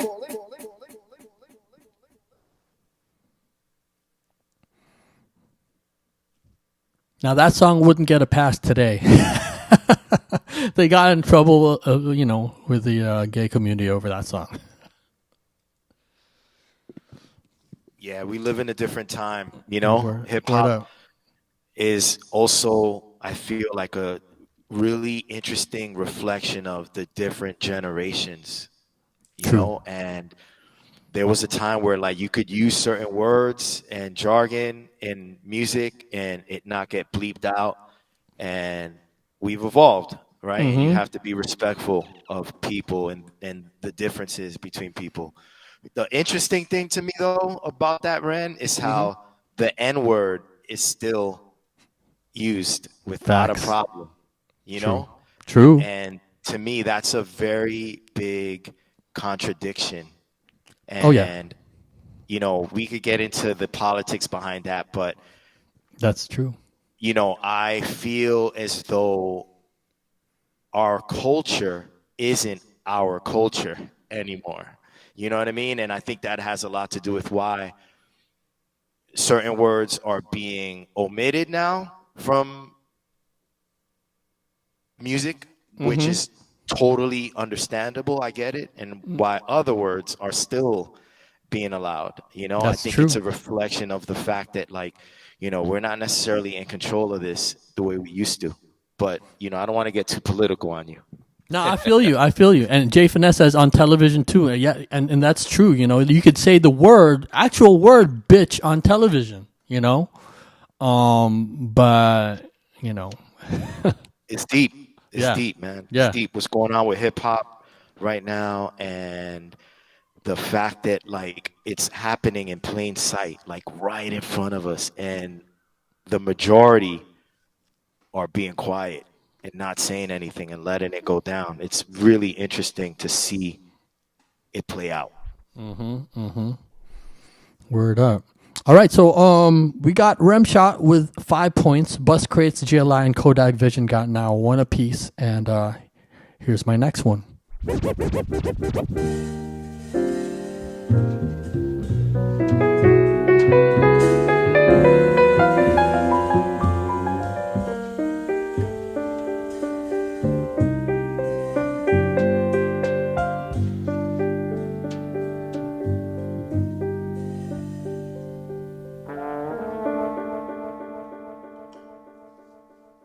Any takers on this one?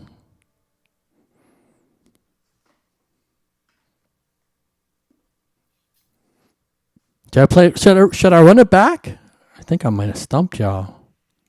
DJ Cruz, we need a song name. Kodak Vision says raise it up, Dilla. That's not the right one.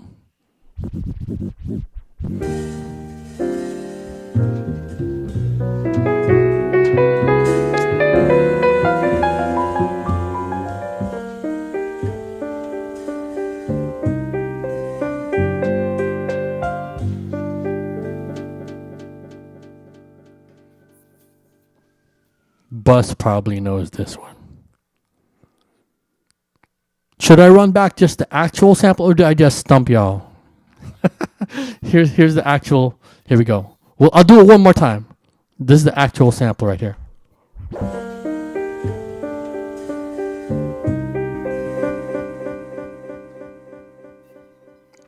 We're gonna give it to Kraft June, Mob Deep, Shook Ones. That's the one. It's Shook Ones Part 2, by the way. QU, Queens, let's go. Another one, Queens.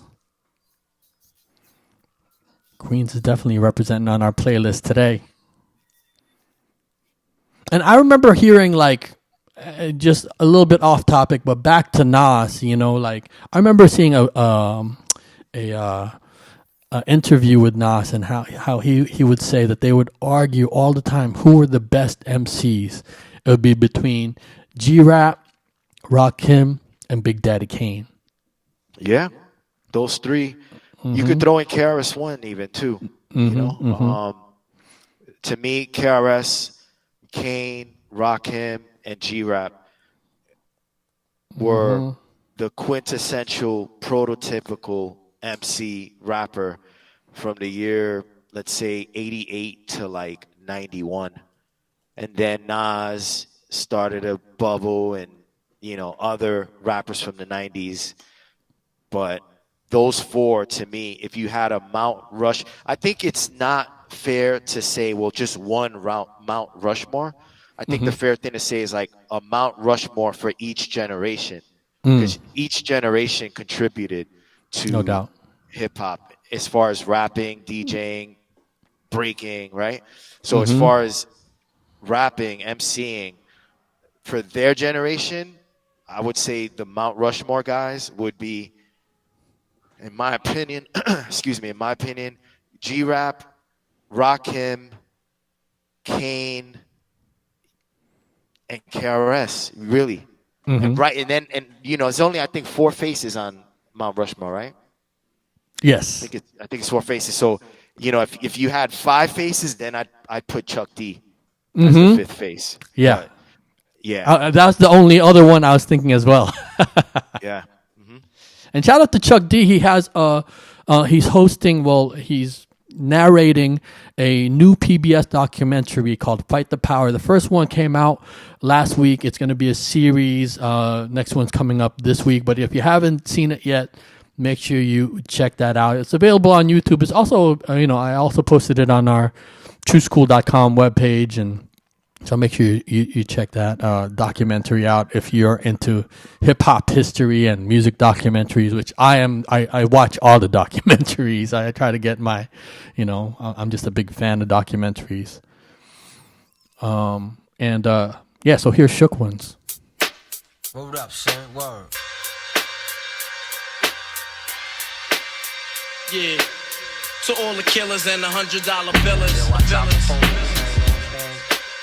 For real, niggas who ain't got no feelings.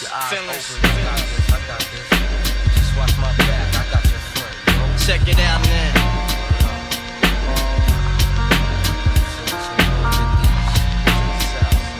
I got you stuck off the realness. We be the infamous, you heard of us. Official Queensbridge murderers. Let's go. QU. Word up. All right, so we got Remshot still with the lead. 5 points, GLI, Bus Craze, Kodak Vision. Now Kraft June is on the board.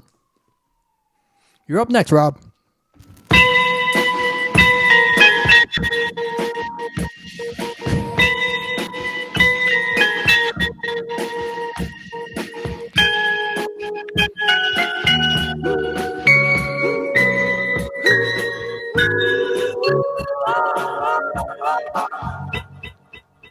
Ooh, okay. DJ Cruz, Raekwon, Criminology. That's the correct answer. Word. Here we go.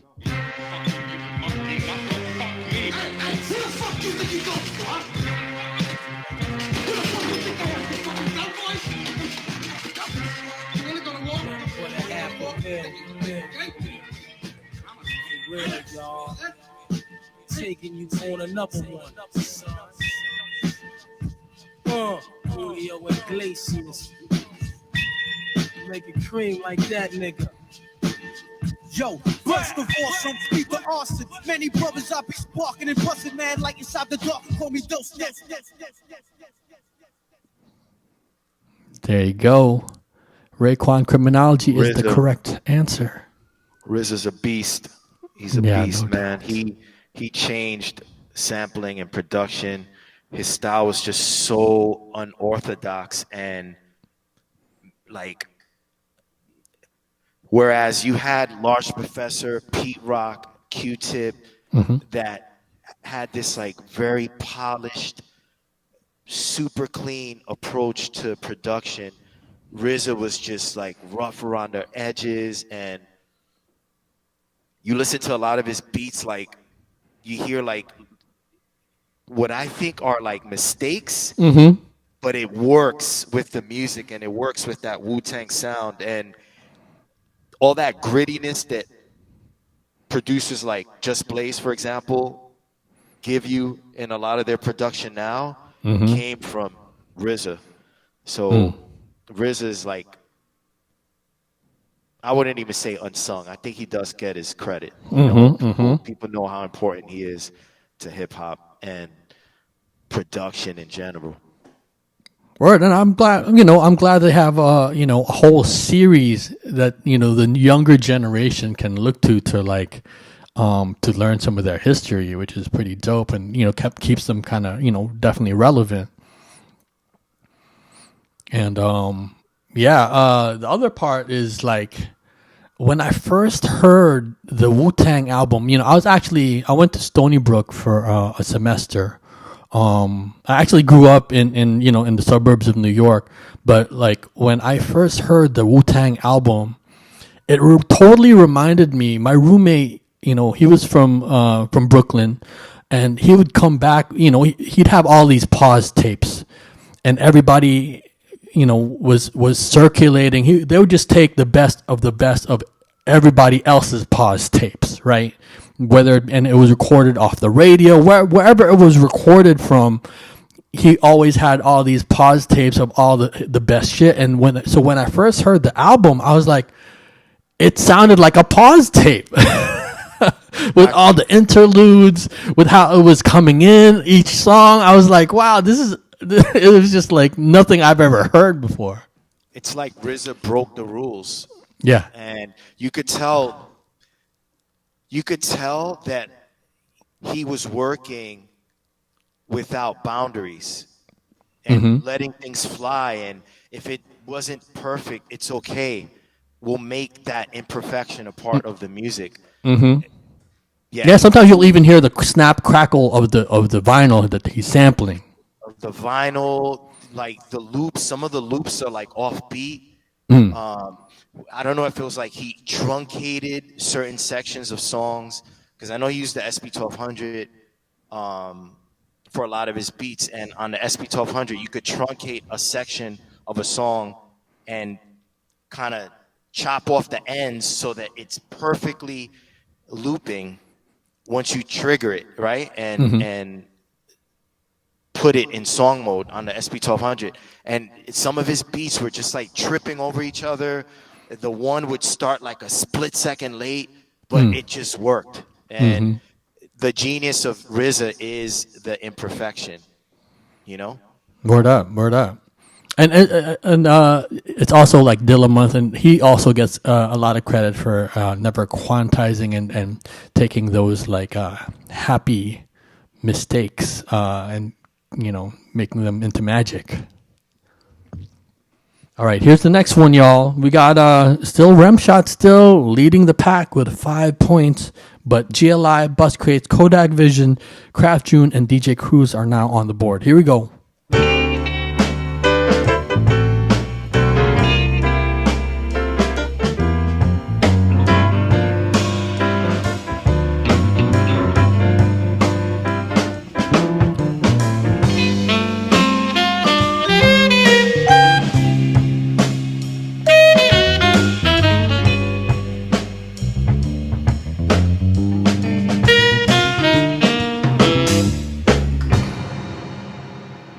It looks like Nas, One Time for Your Mind, Grip One says that is the correct answer. QU. And there you go. So Grip, you are on the board. Let me play One Time for Your Mind. One time. Is that a Large Pro joint too? Large used it for Large produced it for Nas. Yep, One Time for Your Mind. Here we go. I love the way that Nas just flows on this. It's just so dope. Yeah, it's Illmatic. Yeah, it's Illmatic. Yeah, it's Illmatic. For your mind one time. Yeah, whatever. One time for your mind one time. Yo, whatever. One time for your mind one time. Hey, yo, 9. What up, Paul? That fucking rhyme. Check it out. When I'm chillin', I grab the Buddha, get my crew to buy beers and watch a flick. Illin' and root for the villain, huh? Plus every morning I go out and love it sorta chilly. Then I sent a shorty from my block to the store for Phillies. After being blessed by the herb's essence, I'm back to my rest. 10 minutes, some odd seconds. That's where I got the honey at. Spends the night for sexing. Keep lubrication, lifestyle protection. Hitting up my stereos, remote control quickly. Ron G's in the cassette deck, rocking the shit. G. I try to stay mellow rock. Well, acapella rhymes that make me richer than a slipper made Cinderella fella. Queens. Man. It's funny now. I think, like, you know, we all know that that this album was, you know, groundbreaking. But I think during even still during that time, I don't think people really knew I think it was like the heads really had a more appreciation for it than the actual mainstream when it actually first came out. Maybe that's just my perspective. No, I think it's true. I think usually in our industry, when the figureheads co-sign something, then everyone follows suit because the figureheads are saying this is that shit. Mm-hmm. You know what I mean? So with Nas and Illmatic, Pete Rock, Premier, Large Professor, Q-Tip produced that album, you know? Right. And when people found out, like, those are the people that made that album. I think it was like, okay, this guy, obviously there's something special here. And then you listen to it and it's like, yeah, I see what it is. Yeah, no doubt. I kind of thought it was somewhat of a sleeper at first. You know. Yeah, no, I do agree. It was the sleeper. I think back then, you know, to be commercial. For example, you had to be doing like Hammer, Hammer. You know what I'm saying? Word. But Word. It's a different time now. Yeah. You know? But I understand what you're saying. I totally get your point. Mm-hmm. Chill _001 was like, I bet Rob alphabetizes his crates. Do you? It's funny. I don't, Chill. I don't alphabetize, but I know where all my albums are. Like, I know exactly, like, I have a bunch of crates. You can't see them because the way my records are situated, but, like, I know where every record is, every sample. Yeah. I'm organized up here for sure. Nice. Yo, I the other day my Serato, actually my computer needs a new battery, and I was DJing, you know, doing a DJ set on here, and it just completely died. So I went vinyl, and it takes a lot of work. Yes, it does. You got to be organized. You got to know where all your records are. Number one. Yes, you do have to know it. People complain to me. I have students that message me shit like, yo, I don't know how to organize my crates in Serato. What kind of advice you have? And I laugh because I'm like, if you can't organize your crates on Serato, imagine if you had vinyl. Word up. You know, like, keeping order of all the music that you've bought throughout a lifetime is no joke. And I think that's why organizing my crates in Serato is not a big deal, because shit, I own records. And I got to know where all my records are at any given time if I'm recording scratches for someone or doing a show like this. So I like to use the analogy of, like, back in the days when we didn't have smartphones, you would memorize people's numbers. Like, your phone book, your Rolodex was your brain.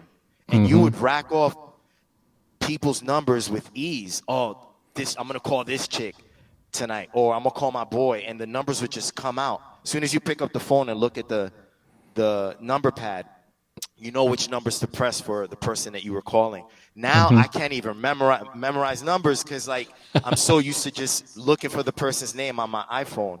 So again, man, it's just like an anecdote to say technology, as great as it is, does make us lazy. You know what I'm saying? And when you go back to the way you used to do things, in your case, going through your records, and you realize, like, wow, I used to do this with ease. And now it's like, you know, time consuming and absorbing your mind power. You know what I mean? You realize, like, how much we used to do with so little. It's crazy. That's true. That's true. And the other part is, like, when I first started DJing on Serato, it was a whole different way of thinking. Because when I was just spinning with vinyl, it would be just like a memory thing where I would look at the album cover and know what's on it. You know what I mean? Not just like a line and the name or the title. Sometimes I wouldn't even know the title of certain songs. I just have a little mark on my on the label of the record, you know? Yeah, I'm thankful that I grew up the way I did with vinyl and, you know, looking at the album cover, you know, picking up the needle, searching for the right spot on the record to drop that song. I'm so glad I grew up with that. As laborious as it is,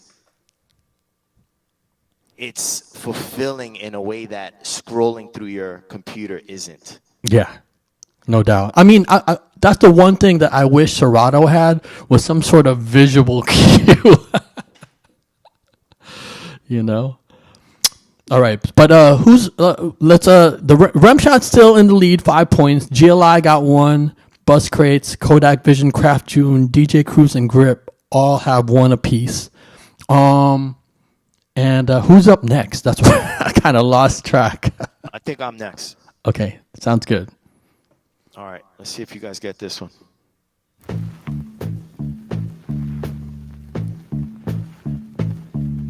A word, Bus? Looking for someone. That's not what I'm not even playing the sample yet. You guys gotta wait. Okay. Looking for someone to love me. Search.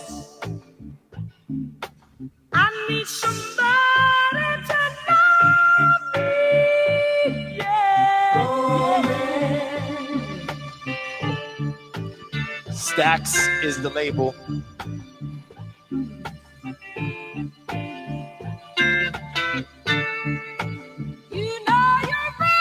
All right, here we go.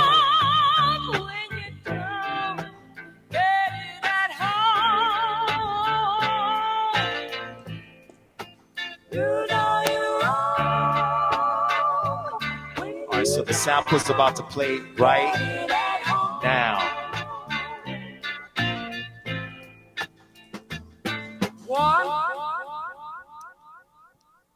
Anybody got that? All right, let's see here. We got Grip says Ghostface 1. Yep.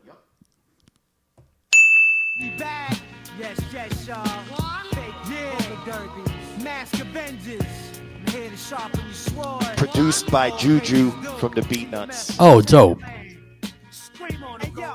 We at the weed gate waiting for Jake. We want 8 ravioli bags, 2 thirsty village yelling bellyaches.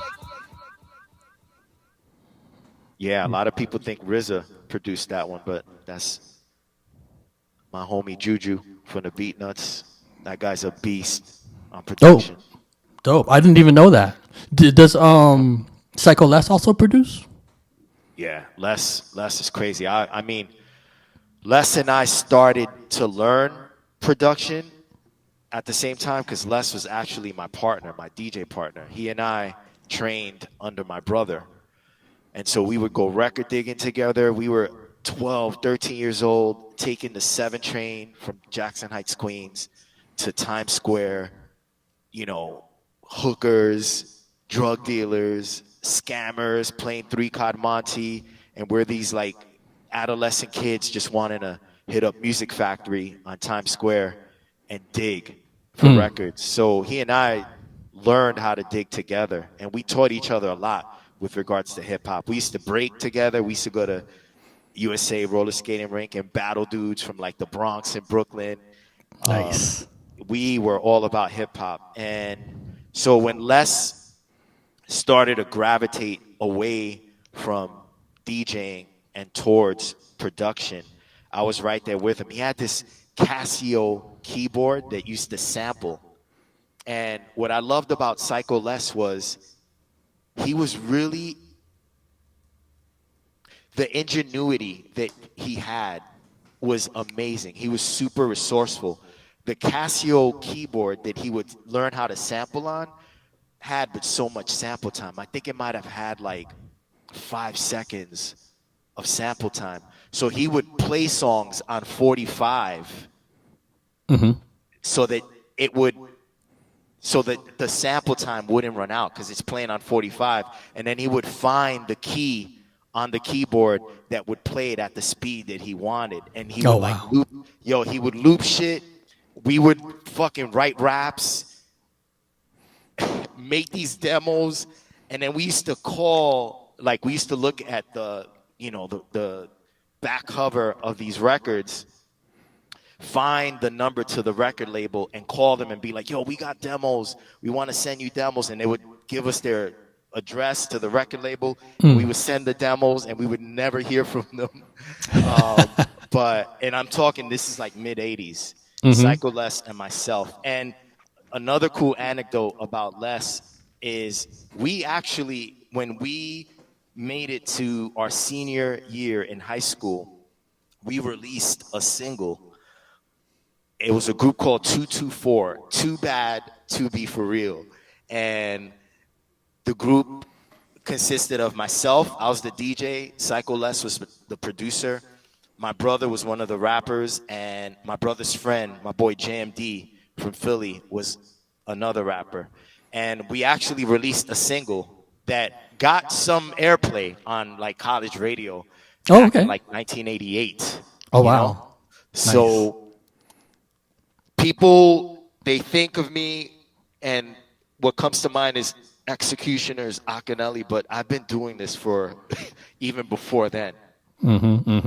Word. It's wild because, like you said, and I've heard stories like this before, twice actually, where people would call. There would be a number on the back of some of these albums, and I remember interviewing I think Adisa Banjoko. I don't know if you're familiar with him, but he's a journalist out here, and he was talking about how he ran across like a NWA album and it had the number on there, and he called up and it was Eazy-E who answered the phone. It was like at Eazy-E's mom's house and stuff.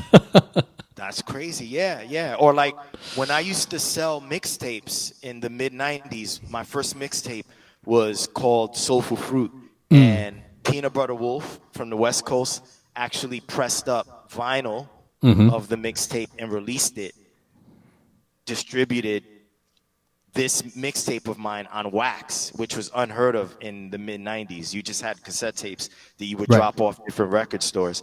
But my boy Peanut Butter Wolf, Stone's Throw Records, put it out on vinyl.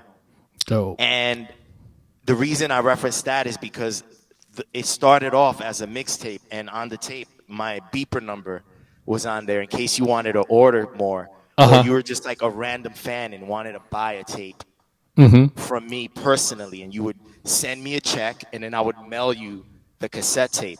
So when you think about just the way we ran our business, like we were businessmen, 18, 19 years old, peddling these mixtapes like it was crack. You know what I'm saying? And like you would beep us, and then we would get in touch with you and send you the tape if you sent us a check. Like we were businessmen, and like learning this shit, through trial and error and teaching ourselves the business of hip hop.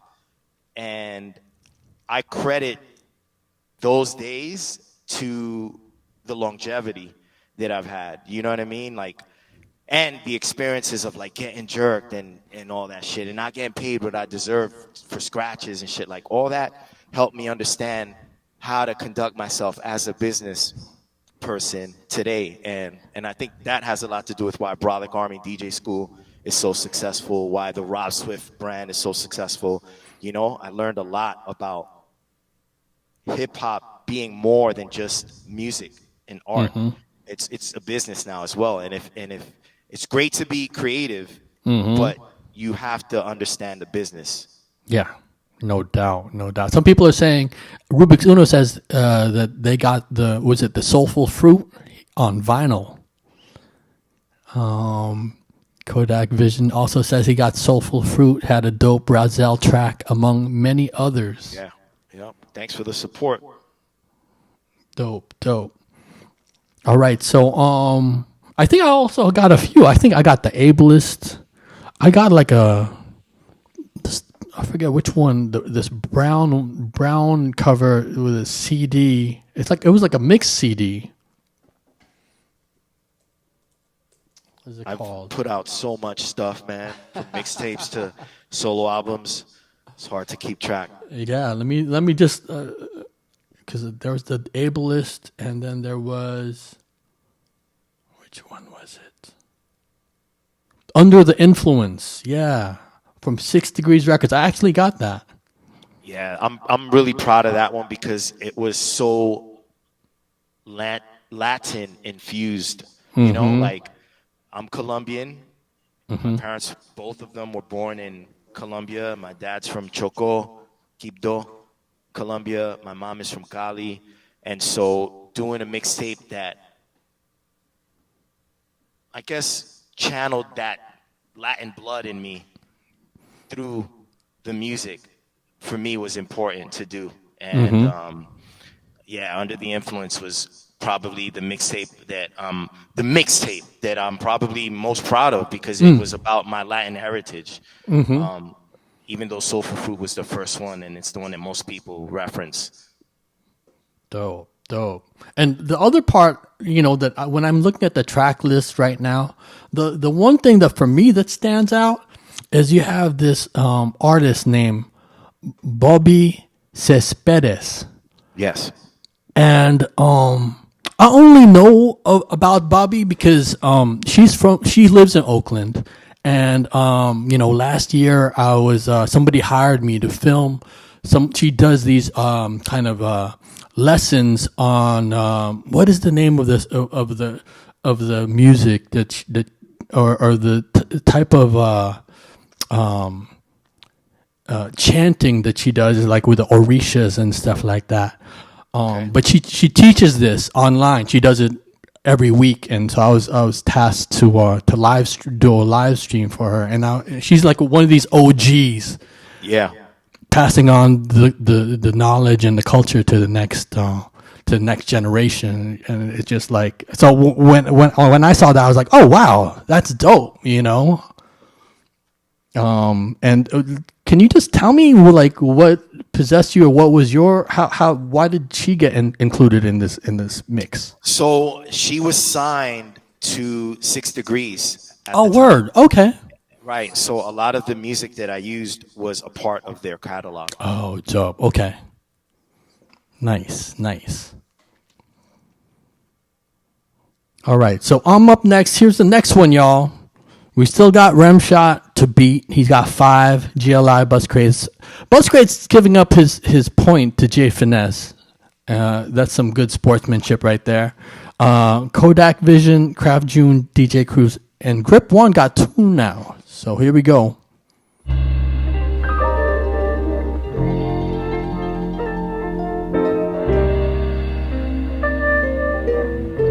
That's a good question, Buzz.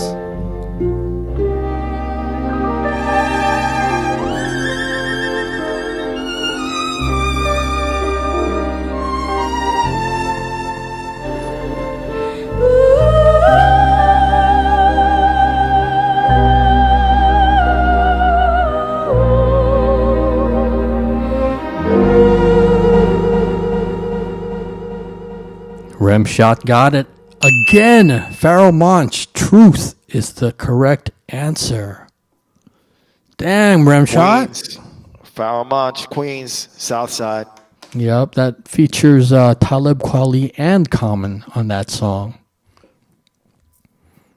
Let me pull that up right quick.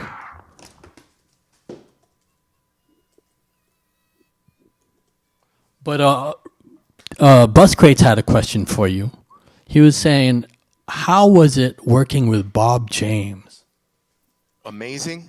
Bob James, I connected with him first via, I don't know if it was like, oh, yeah.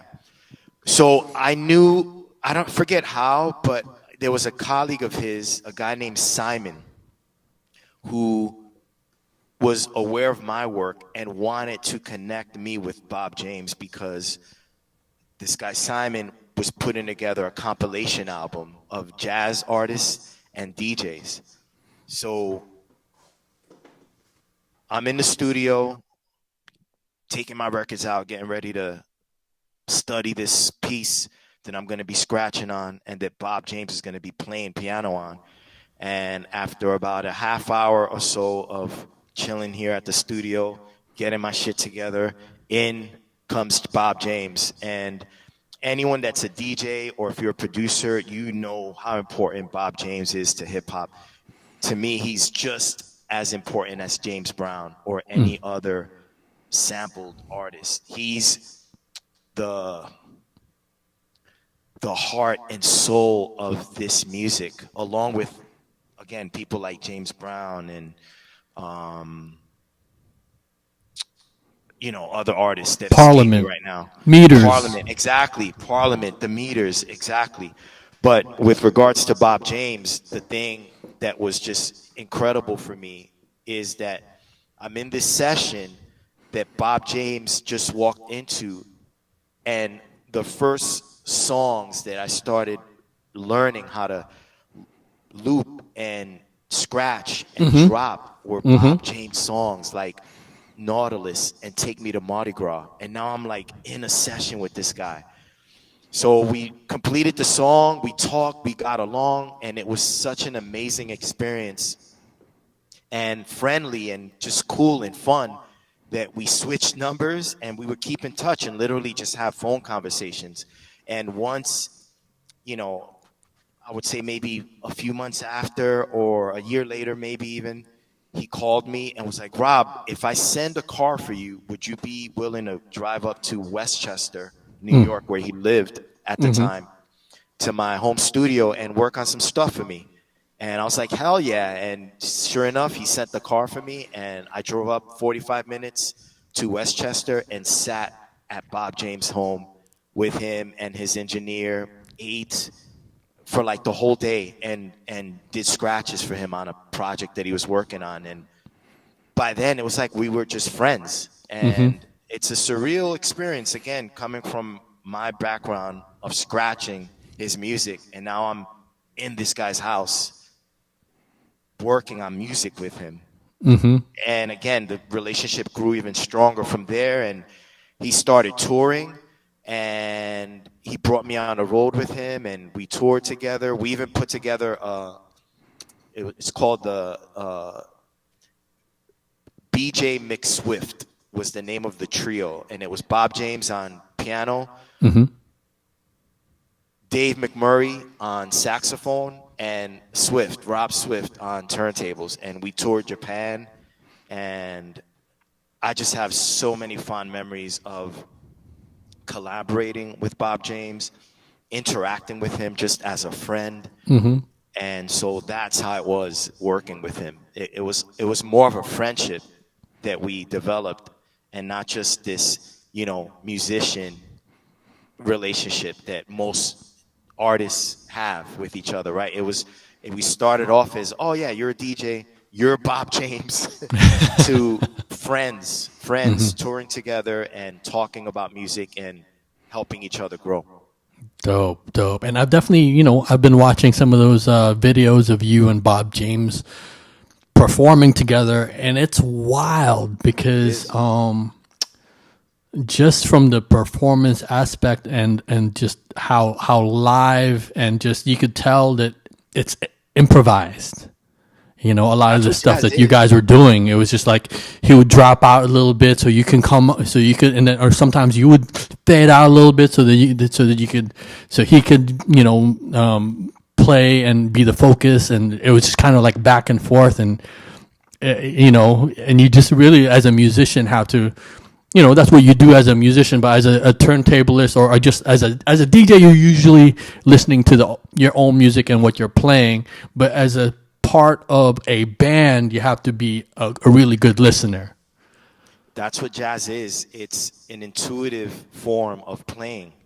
You're not necessarily sticking to a specific structure, and what you're doing instead is playing loosely and doing so while maintaining awareness of what your other bandmates are doing. So as a scratcher, it's important to not make the performance all about how fast and technical your scratches are, and instead blend in with what's going on stage, because your job is to enhance what's being heard by the audience, not to take over or outshine. And you know, that's something that I make a part of my teachings, you know, the idea of listening, awareness, negative space perception, you know, meaning sometimes it's not about the scratch you just did, but the pause you took to accentuate something else that's happening on stage. And being able to jam with Bob James really helped me cultivate that. And I apply it to my DJing when I interact with other DJs, even on stage. You know, sometimes you see DJs and they're just and they're just going crazy, and it's like sensory overload. You know what I mean? And collaborating with artists like Bob James and Herbie Hancock, listening to a lot of jazz music, I learned how the turntable is an instrument if you perceive it as an instrument. And if you do that, then regardless of who you're interacting with, whether it's other DJs or actual musicians like Bob James and Herbie Hancock, you could fit into whatever scenario so long as you're thinking on terms of musicianship and being sensitive to what's happening, opposed to making it about going crazy, you know what I'm saying? Which is what a lot of DJs do. They just want to go nuts and look at me, oh, I'm the best ever. And it's like, dude, that's not being a turntablist. Being a turntablist is like having musicality, you know? So yeah, no doubt. All right, so let me we're on The Truth, so let me just play the Truth as a we just kind of went on a side note. Yo, Truth had me up against the ropes, semi-conscious without no boxing skills. Fear of it makes arrow my neck grow like minoxidil. Watching the clock is ill when faced with the truth, parallels observing amateur videotapes of 21 top notch in my PD cop skill. Fillet my inside the kill, still some never revealed true feelings. You all day. Yeah, shout out to Pharoah Monch. I mean, he's definitely an unsung hero, you know, I feel like in hip hop. And he's still producing music, dope music. And yeah. We ready for me? Yeah, let's go. You're up next. We got where's my scoreboard?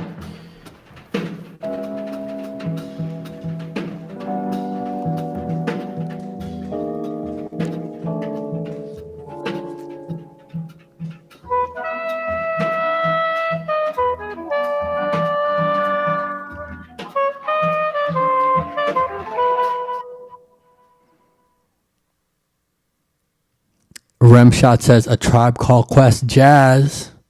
Jimmy McGriff sample. Let's hit him with some Jamaica Queens. A Tribe Called Quest. So that one goes to Remshot again. Captivate the mass cause the pros is profound. Do it for the strong, we do it for the meek. Boom it in your Jeep, or your Honda, or your Beamer, or your Legend, or your Benz. The rave of the town to your foes and your friends. So push it along, trails we blaze. Don't deserve the gong, don't deserve the praise. The tranquility will make big ups to Q-Tip. Rest in peace, Five Dog. No doubt. What up, Jerobi? What up, Ali Shaheed Mohammed? Queens. They bow. So raise up, squire. Just gonna let it get to the hook. We have no time to wallow in the mire. If you're on a foreign path, then let me do the lead. Big ups to Join in P-Rock. the essence of the Kula breed. The Kula Although took the music Q-Tip as produced this song, it was Pete. It was actually the inspiration of the beat. I don't really mind if it's over your head, cause the job of resurrectors is to wake up the dead. So pay attention, it's not hard to decipher. Gotta let the horns rock. You can check out the cipher.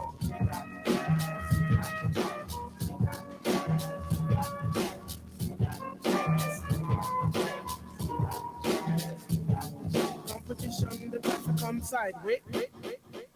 Rest in peace, Five Dog. Yeah. Word up. So we still got Remshot in the lead with 7 points. GLI, Bus Crates, Kodak Vision, Craft June, DJ Cruz are on the board with 1 apiece. Grip got 2. And let's see here. I'm down to my last 1, 2. I got 3 more to go. And apologies in advance for the long show. And apologies definitely to Rob for taking up all his time. You're good, man. All right, good. Here we go. Here's the next one, y'all.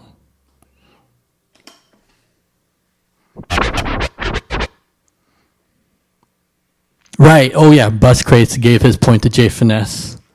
So Jay Finesse is on the board. Here's the next one.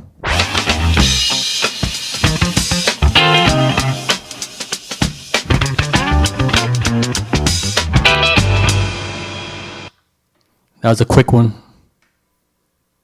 Should I play it back? Rubik Sono says, no apologies necessary. Good looking out. Oh, Grip 1 got it. Rasco, unassisted.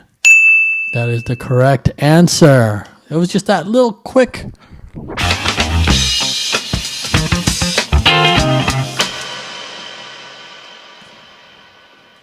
Well, yeah, good one. That's your 3rd point, Grip. DNE also got it correct. Yep. Oh, DJ Cruz got it? What's up now by the Artifacts? Oh, wait. Okay. Let me look that one up.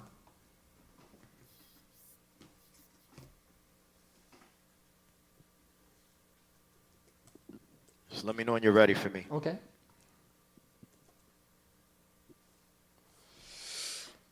Okay, so he says, what's up now?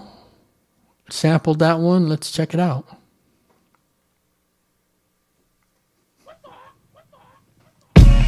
What's up now, motherfucker? Oh, there you go. What's up now, motherfucker? What's up now, motherfucker? What's up now, motherfucker? What's up now, motherfucker? What's up now, motherfucker? What's up now, motherfucker? It goes like this and then it goes like that. Artifact and we rap mad facts without no feedback. Bust an Iggy down and climb the ladder, check my footmarks. L spot the darts quicker than the Brooklyn cigar. That's right. R.I.P. Tame 1. So that is DJ Cruz's 2nd point. You're tied up with Grip now. You're both in 2nd place. Remshot still got 7. But yeah, the one I had in mind was Rasco Unassisted. Shout out to Rasco. Repping the Bay Area. But I know you guys also did a remix of that. Yeah. Yep. Me and Rock Raider. Rest in peace. Yeah, rest in peace, Rock Raider. And we ready? can't, Rock Raider definitely, had a huge influence on turntablism too. His contributions cannot be understated. Not at all. And producing. Raider produced a lot of classics, man. Stuff for the Jungle Brothers and our own stuff, Executioner's albums. Raider was dope behind the SP1200 as well. Word. I should have included some of his joints on here. Next All right. time, we'll do a part 2. Yeah, no doubt. All right, so you're up next.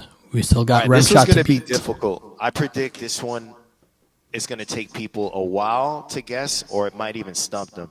So I'm going to play it 2 ways, if you don't mind, Ren. I'm going to play it, just the regular main version, and I'm going to, because it's a obscure one, I'm going to come back and filter the song, and that might give people a better hint as to what it is. Here we go. All right.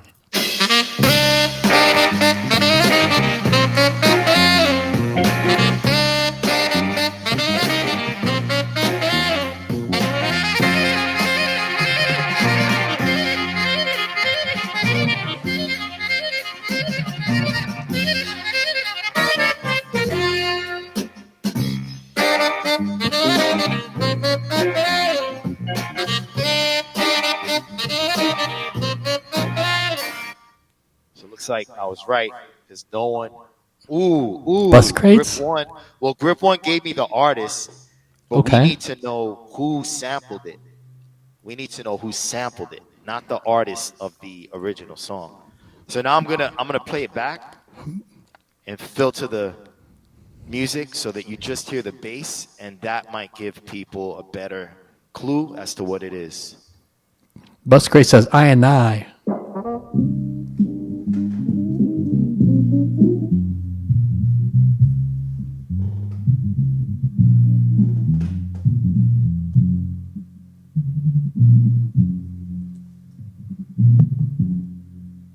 It's not Pete Rock. Listen to the bass line.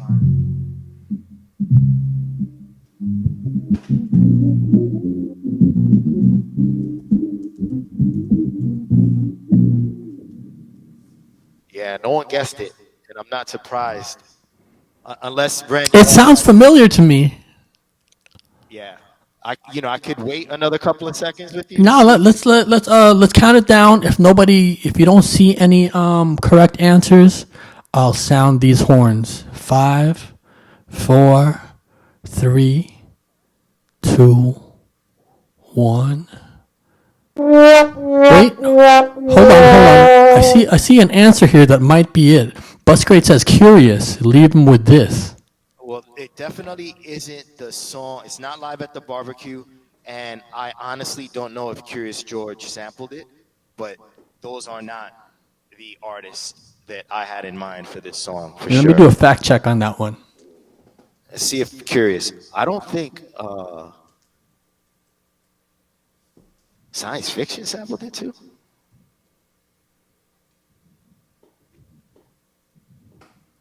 And there's a whole Beatnuts Curious connection, right? Yeah. Those guys work together as well. So let me just check this out real quick.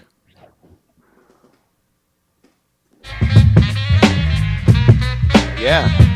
Yep. This is Curious. Leave you with this. Okay. So Buscrates gets that one. Yeah, that wasn't the song that I was thinking about, but technically they're right. I'm gonna play the version that I was thinking about. Okay. Here we go.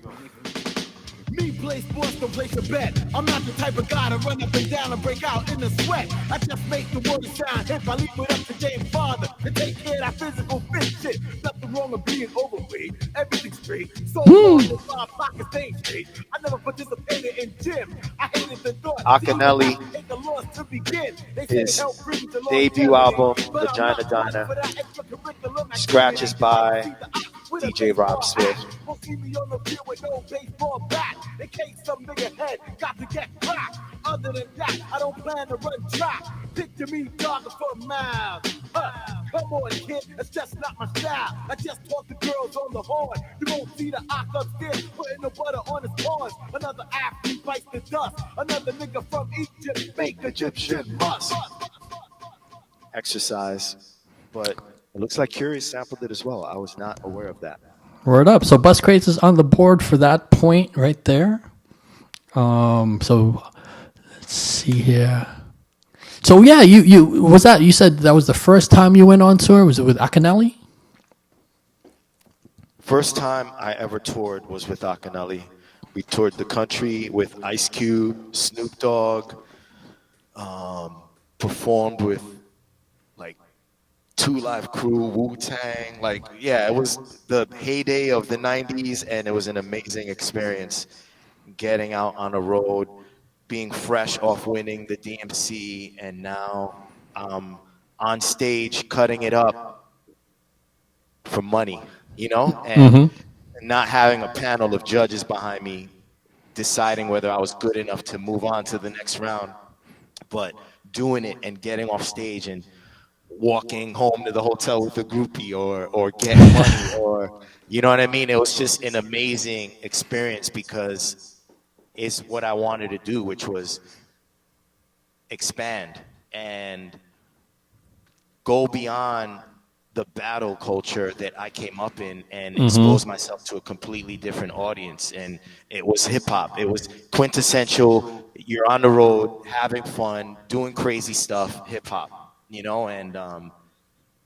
I really encourage any DJ out there that is into the battle realm of what we do to see past it as well and to strive for an experience like mine, DJing for a rapper and touring and working in the studio.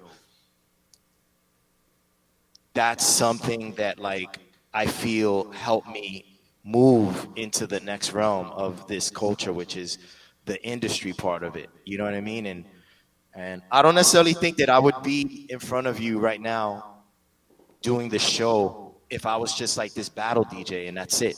You know, I think what's interesting about me to you and your listeners is what I did after battling. And so it's important for DJs to accept and realize that battling is just one aspect of this experience that you could have as a DJ. So don't limit yourself to just battling. Because I'll be the first one to say that touring with Akinyele and the fun we had and the experiences and the stories that I could tell you, I could have you here till midnight. Had interesting stories of the road. You know what I mean? Through the lens of this DJ, this battle DJ. Word. Well, I'm just glad that you're able to share all these stories with us. I mean, this is really the meat of the show right here. I mean, it's a trivia game, and we're very, you know, we do a lot of interacting, but, you know, this is right here. This is right here where like just the meat of the show, the gems that people are, my guest artists, and even the people in the chat will be dropping, actually. So yeah, just definitely glad to have you with us. We have a couple more. I have 2 more to go. So here's my next one.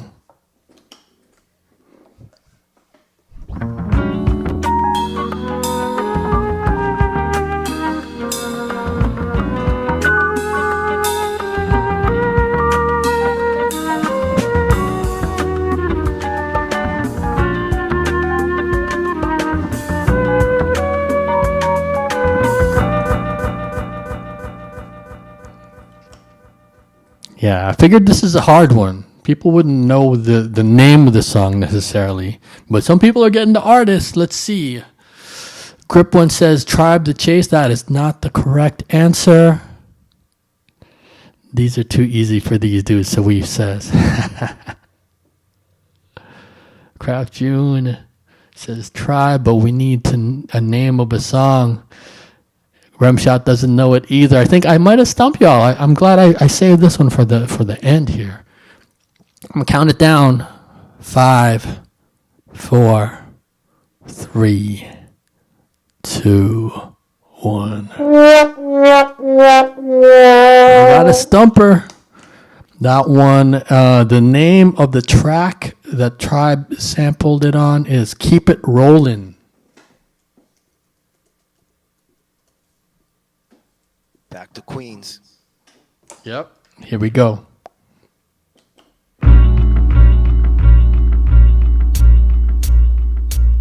Hey yo, swing, swing, swing. Chop, chop, chop. Yo, that's the sound when MCs get mocked. Don't come around town without the hip and your hop.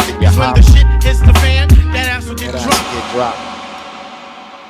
Should have let the whole song play, man. It's like one of my favorite songs. All right, let's go. Attack me, but them punks can't go. I have you left without a job, like I see from the logo. Some money, watch your mouth. I might have to bust you. Battling MCs from JFK to Russia. Back down to London, Sweden, and Brazil. Do a US tour for 3 months and then I chill. Styles be fat like Jackie Gleason. The rest be art corny. People love the dog like the kids love Barney. I love you, you love me. The shorty fight dog is your favorite MC. So move back yourself, Tread. You know the element. The drop is good for your health like a can of nutrients. MCs don't have no wins. MCs don't have no bits. I flip shit crazier than a busload full of Jerry's kids. Your crew don't want it, and your crew don't want it. But if you feel you can swing it, the money please bring it. Large professor in the house, you know how we do. I skate on your crew like Mario Lemieux. Mr. Ike Clark and the rest of the crew. I meet you Keep rocking, man. Fuck it. Let it keep rocking. Kids, the average speaker from the moon. Thanks for your support, ayo, I'll be home soon. But the only thing I ask when I return from my task is a whole bunch of beats and a flask full of ass. My fist stands firm because I'm black and solid. I open up the doors like a plate full of college. Come on, take it easy, would ya? Easy, easy. I'm up in the gully, that's when I am her buddy. She told me pull her hair, I did, it drove her nutty. Filled up the hole like spackle, or I mean putty. When we over joints like this, we never cruddy. Extra P hook the beat, and kids it feels lovely. Check it out, cause my conception is immaculate. A bachelor, looking for a bachelorette. Back to you MCs, this is what you're gonna get. A first degree burn from my man Ken Cigarette. I hope you like Marlboro, for you know we thorough like Denver. The beat feels like a never ender. But all things good must, so I won't sweat it. Drop the C's for the youthful crew, I hope you get it. As I stand with this mic inside my hand, boy, I smack you up like I was your old grand. So respect yourself, son, and come and give me love. Once again, the ab is who you think of. So chill with the beef money, we gotta jet it. It's extra P, yo, tip, I'm about to set it on the country once again, here to win. I'm uptown chillin', taking in this Grandmaster Vic blend from the projects, the PJs. Fuck them two DJs, self-mission. I had her in the ill position, seeing soul brothers that I like to F with. Yeah, now check the method as I proceed with what you need like Acanelli. A whip looks complete when the tires say Pirelli, funk monkey. One rapper fell off, now he's a junkie. There's 8 million stories in the city, it's a pity. Don't fuck with the skins if she's trying to act shitty. Big shout to the guru, Primo and Zulu Nation. Was on a vacation in the ghetto. Yo, Ross, slow your roll, I'm about to bag this here schmeddle. Rapper Nas on top it. Seems we gonna rock it. Queens represent by the album when I drop it. That's what I'm talking about, man. Nice. I could see why this is one of your favorites. It had an Acanelli shout, Nas shout. So, I mean, in the early 90s, when we were working on the Vagina Diner album, me, Large Professor, Acanelli, Nas used to roll through the sessions, Q-Tip used to roll through the sessions, and when I listen to that song, that's what comes to mind. You know, a period in my career where I sort of made it, you know what I mean? Like I'm rubbing shoulders with these iconic hip-hop figures, and now I'm like with them, interacting with these guys in the studio, making music with these guys, sharing creativity, and that song was like quintessential early 90s. I'm just running around with these hip-hop legends, you know? Or I'm like at a record store and I bump into Q-Tip and we start talking about, you know, what we got or what we're looking for. Or I'm at Fappy's and I bump into Premier and then we go to Gray's Papaya and eat hot dogs together. Like, I miss those days. It's not like that anymore. Like, we're just kind of separated now, like isolated and like on our own islands doing our own thing. And there was more togetherness back then. So that song is a nice reminder of that time. Word up. I do have a question for you though. You know, when we were talking about, you know, being exposed to, you know, turntablism and you know, because there wasn't really much of an avenue. You talked about Johnny Juice on the radio. You know, I mentioned about VHS tapes. I know one of the, you know, I would just love seeing, you know, DJs wherever I could see it back then. You know what I mean? Wherever I could catch it. And one of the movies was that featured the DJ was the movie Juice. Did you have any involvement with that movie at all? And I just loved how they featured the turntable battle in that movie. So I didn't have any involvement with the movie Juice. The ones that consulted for that battle scene that you're referencing were Clark Kent, who is a legend, and the leader of a DJ crew called the Supermen. Richie Rich also consulted. Richie Rich is another, DJ legend. He's part of the same Superman crew. This guy named Vanguard, another guy named Majesty, and they used actual battle DJs for that scene. And obviously that's dope, right? That they would use actual battle DJs. The only person that wasn't a DJ was Q, the actor. The Makes protagonist. sense. But everyone else in that scene was actual, reputable, certified, striped, had their stripes DJs that battled. But that movie inspired a lot of people to want to learn how to DJ. And what's funny was the scene itself, the music that you hear them scratching and backspinning, it wasn't live. They recorded that in post-production. So it's funny how this scene that wasn't real in the sense of what a battle would sound like inspired a lot of people to learn how to DJ and battle. Yeah, no doubt. Grip One says DJ Scratch did the cuts for Q. I didn't know that. It was either Scratch or Clark Kent, one of the two. Or it could have been Richie Rich too, because they all kind of have similar styles. Dope. I figured you know something about something. You know what I mean? There's so much knowledge out there. Yeah. So you're up next. We still got Rem Shot to beat 7 points. DJ Cruz and Grip One got 2 apiece right behind them. All right, here we go.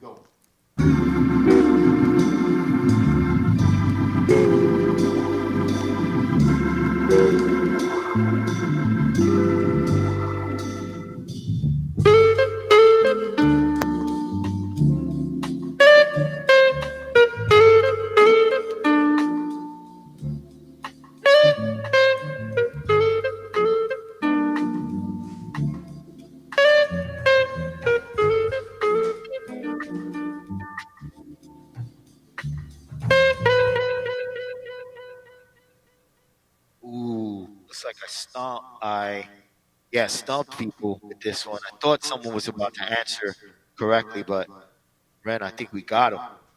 Okay. Let's count it down. 5, 4, 3, 2, 1.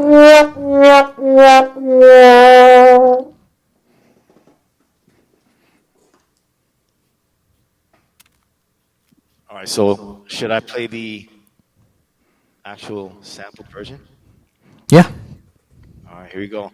Someone, I think it might have been Chill_001. Asked a question. He's like, "Yo, has Rob Swift ever wrote rhymes?" And the reason the sample that I played, what is it? The third cut by Eddie Fisher. The reason it's so relevant is because the song I'm about to play was featured on my first album, The Ableist, and it has me actually rhyming. It's a song that I wrote with my boy Good Time, who I referenced earlier in the show. And yeah, I'm going to play it for you guys right now. And I'm going to cringe probably the whole time because you're going to hear me rapping over the speaker. Here we go.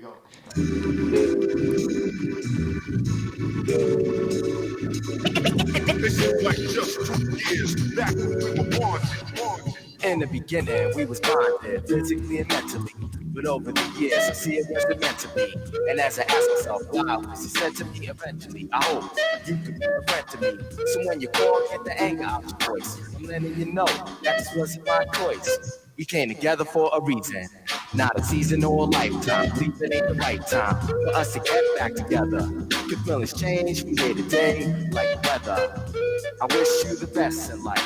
I didn't mean to bring you stress and strife, cause on the contrary, I thought of you as primary, while everything else in my life came secondary. But now the tables turn. I guess these are the things you're supposed to learn. So my advice, take it all in stride, then everything will be alright. Nice. Your boy DJ Rob Swift on the mic.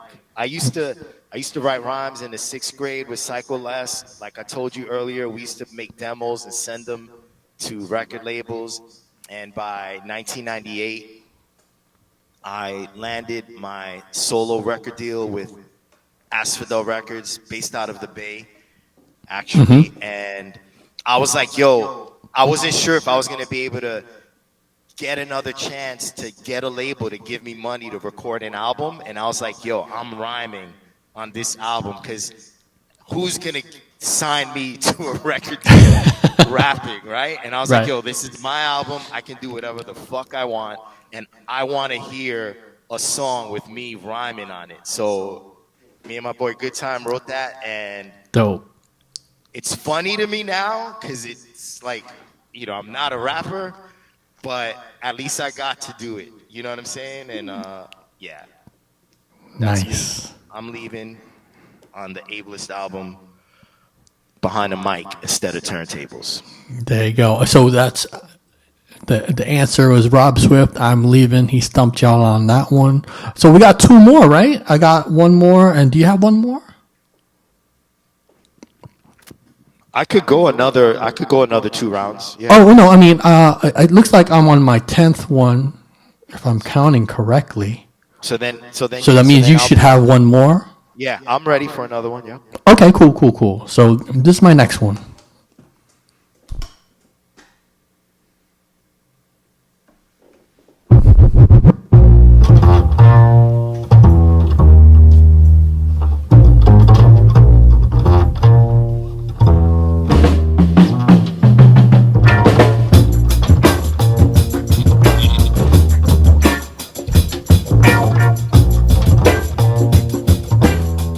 Will do.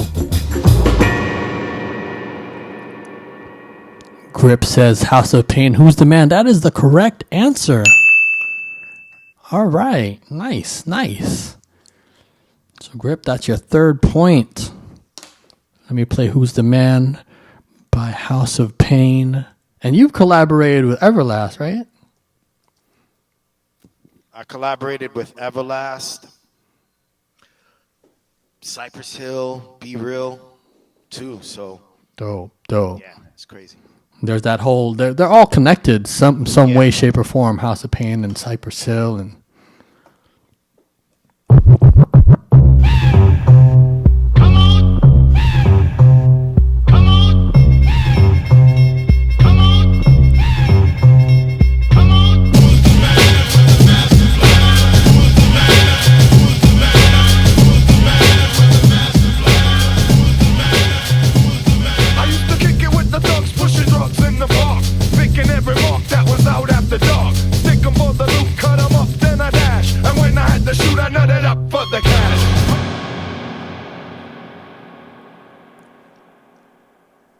There you go. That was my last one.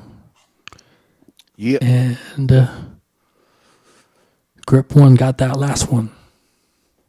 3 points. Remshot was still with 7.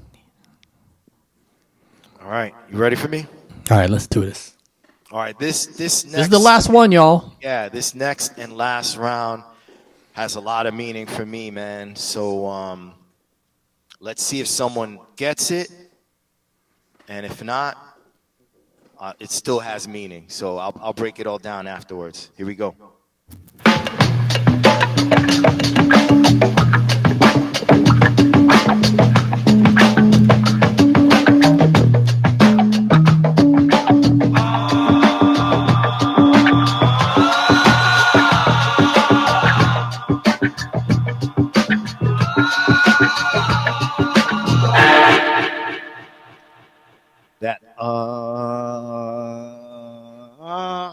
the shit that I was looking to see if anyone knew.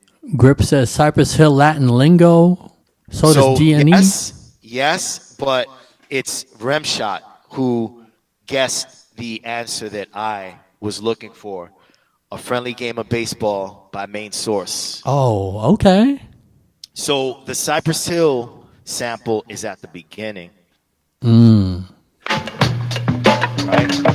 Cypress Hill used this. But Main Source used this.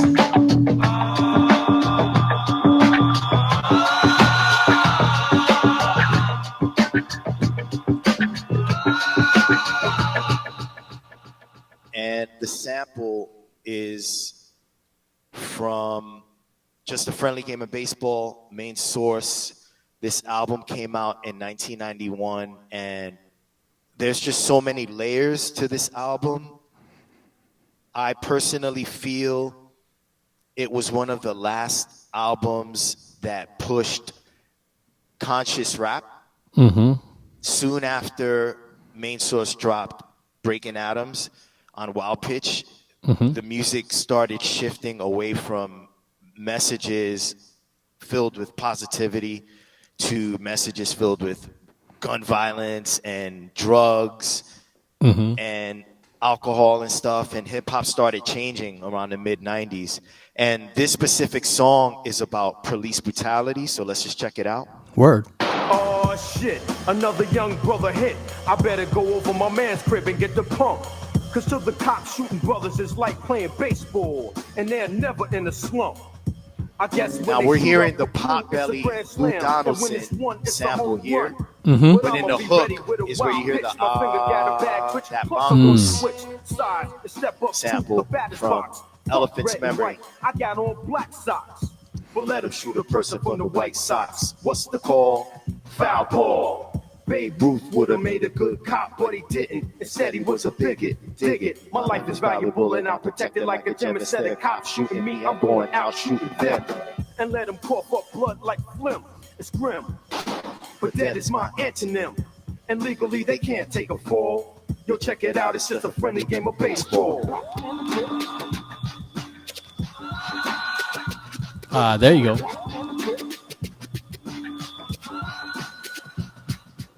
Yeah, that song is a powerful song because Large Professor, the backstory with the track is crazy. What inspired it wasn't necessarily police brutality that he saw on the news. It was police brutality that he himself experienced. He got like clubbed over the head with one of them billy clubs that cops walk around with, and he wrote the rhyme off that conflict, wow. let's say, Wow. right? And produced the song, and I myself have had run-ins with police officers, and you know the trendy incident of the week or the last 2 weeks has been Tyree Nichols being killed by 5 police officers who, by the way, weren't white, they were black. And it just goes to show that the more things change, the more things stay the same. You know, Main Source dropped that song in 1991. It's 2023. Right. So 32 years later, we're experiencing the same exact treatment. We, black men, are experiencing the same treatment from police officers. Nothing has, not all police officers, but enough to where it's still happening. And that song for me is just timeless for obvious reasons. You know what I mean? So I felt it was important for me to end my 10 songs with that, man. Like, you know, music is a powerful thing, people. It's great to listen to unwind, or maybe you listen to music when you're working out or you're having sex. But music is a way to also communicate with people. And I feel like that's missing with hip hop. And I feel like we don't have enough of that with our artists. You know, people blow up, make all this money only to make more music that they think is going to make them more money. Like, use that platform to say something, to educate people, to spread awareness about issues that are affecting the people you make your money off. You know what I'm saying? And I just miss that about hip hop music. Mhm. And I wish we would bring that back somehow. Yeah, no doubt, no doubt. Definitely appreciate that. And even like on the anniversary of Rodney King, it was like the 25th anniversary of Rodney King's brutal beating. I put together a mixtape for this art show, and that was definitely one of the songs that was included in the whole police brutality mix. I couldn't like listen to it, how sometimes you listen to a mix that you've done. I couldn't continuously listen to this mix because it was just really hard and depressing. It's dreadful. It's dreadful, Yeah. But that said, I'm glad that you put together the mixtape, because DJs, we're voices. Although we don't use our mouths and we focus on music and our hands and what our hands is doing to the music, we're communicating still. And we have to be mindful of what we play for people, and I feel like club culture right now is interesting because what DJs are playing is, for the most part, mindless bullshit. You know what I'm saying? Like songs that talk about shake your ass and take this drug, and I'm gonna shoot this person, and N-word this and N-word that, and B-word this and B-word that, and everyone's just like mindlessly taking in this junk food. You know what I'm saying? And we as DJs, fine, there's people that are gonna want to hear that, and you want to cater to your audiences, but as DJs, we also have a responsibility to not be history teachers, but communicate other messages to people, and not just one message: party, party, party, spend your money on bottles and table service and all this mindless dumb shit that at the end of the day isn't really good for your soul. You know what I'm saying? McDonald's, you have McDonald's, and then you could cook your own healthy food. You know what I'm saying? And, balance is what I'm saying. There's no balance right now, and everything is just junk food, McDonald's, fast food. And I just miss that era, that Main Source, that Public Enemy, that X-Clan, that Paris, that A Tribe Called Quest, that De La Soul, that era of music where it was fun to listen to, but then it would inspire you to go read a book. You know what I'm saying? Yeah, I no miss doubt. that, man. Yeah, definitely. Grip One says hip hop is still strong. You just gotta look a little harder. I agree with that. The internet has opened the floodgates for music for us to discover new music, and there's all types of different artists out there following in those footsteps. We just gotta dig a little deeper. Well, yeah, we do have to dig, but it shouldn't be that way. Yeah. You shouldn't have to dig for healthy food. Right. No, you're right. You're right. There should be balance. It should be on the shelves It should be on the shelf next to the junk food. Not you gotta go an hour away from where you live to find healthy greens and healthy meats and so on and so forth. You know what I mean? It should just be wherever you go to shop for your food, you should have a choice available to you, and that balance is just not there anymore, man. So shows like this, you could kind of figure out creative ways to just send those messages through that music still. And that's what I try to do all the time, and that's what I use my platform for. Instagram, Facebook, I'm not up there posting cat videos, you know what I mean? I feel like you got to use your voice in intelligent ways these days, because what we get from the media, what we get from social media, what we get from music is not designed to make you think. It's designed to keep you in a state of just, I don't know, like in a trance, and just feeding you bullshit, and you're buying it and taking it in and absorbing it and staying in that, I don't know, like sedated state. You know what I'm saying? people got to start thinking, man, because there's a lot of crazy shit going on in the world. Sorry, man. Sorry to get turned. Oh no! I appreciate you, and really, this is what it's all about. You know what I mean? Just educating people, and and I appreciate you just using your platform through your DJ school to teach these lessons. You know what I mean? Word. I don't know how much more time you have, but we're gonna celebrate DJ Remshot. Congratulations for winning. Where's my sound effect?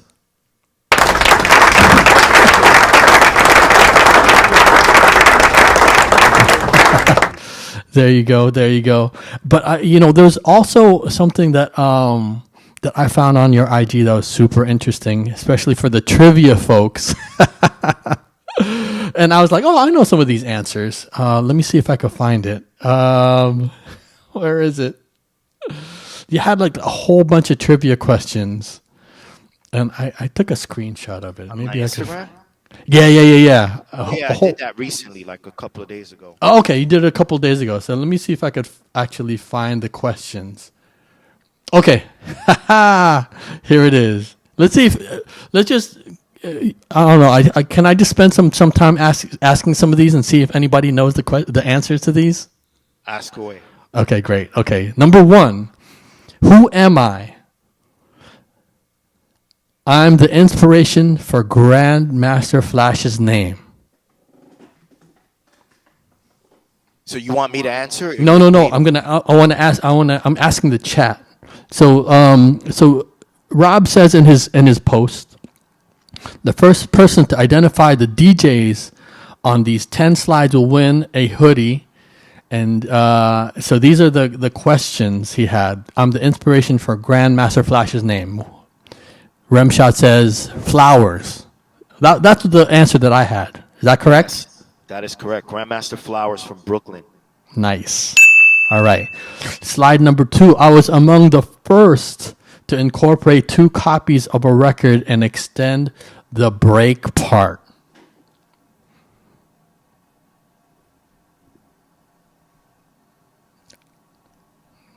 That's a tough one. That is a tough one. Prior Ink says Grand Wizard Theodore. No. Among the first. Theodore is like second generation. Grip says Flash. No. But I agree with Prior Ink's second answer. Kool Herc was my answer. No. Before Kool Herc. Oh, okay. Before Kool Herc. DSD, I didn't even know. Oh, wow. Okay, so let me show this real quick. I can give you the answer if you want. Okay. Let's do it. Pete DJ Jones. You're staring at him right now. That's him with the big collared shirt and the flowers. Nice. Cool little jacket or blazer, whatever he's wearing. But yeah, Pete DJ Jones, man. He was one of the first to incorporate duplicate copies of a song. And the thing about it, with regards to DJing, we all hear the same names. Kool Herc, Grandmaster Flash, Africa Bambaataa, Grand Wizard Theodore. And I'm not taking away anything from these guys. We stand on their shoulders, no doubt. But there are other DJs like Hollywood, Pete DJ Jones, Grandmaster Flowers, that don't get mentioned, and that bothers me because the narrative is such a confined, limited story that is told regarding the forefathers of what we do, of the inspiration of this show. You know what I mean? So it's hip-hop's 50th year, quote-unquote, and it's also Black History Month. We have 28 days to celebrate blackness. We have 11 months to celebrate, or not even 11 months. We have 7 when you think about it, because hip-hop's birthday is in August, right? August 11th.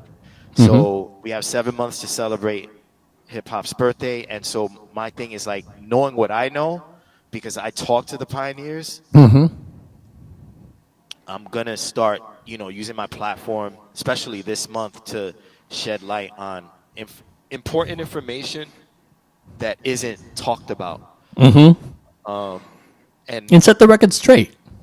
Yeah, exactly. And I'm sure that there are things that I don't even know that should come out that I'll discover probably in these cool little trivia posts that I'm going to be throwing up and interacting with a lot of I've been talking to a lot of the pioneers in the last couple of weeks, like having phone conversations, hour-long discussions with Grammix or DST and Premier, picking their brains about stuff. And I just want to share this knowledge with people because the narrative is just so confined to this story that has a lot more to it than what we're used to hearing. Yeah, so it's almost like a fable. Yeah, it is. It is. And the thing about it is you got to be careful with fables because depending on who's telling it, stories and facts could be twisted for the sake of someone's legacy. You know what I'm saying? And my thing is I know what I've contributed to this art form. Can't nobody erase any of my contributions. I also am old enough to remember the DJs that helped change and set the course for hip hop and DJing specifically to be what it is today. And so I'm going to share what I know with people opposed to hoarding the information, which is what a lot of DJs and iconic hip hop figures do. They know, but they hoard the information for themselves because they don't necessarily want to credit one guy for doing this because, well, then what are people going to think about my legacy? And these people think that I started this, so I'm going to let them continue to keep thinking that.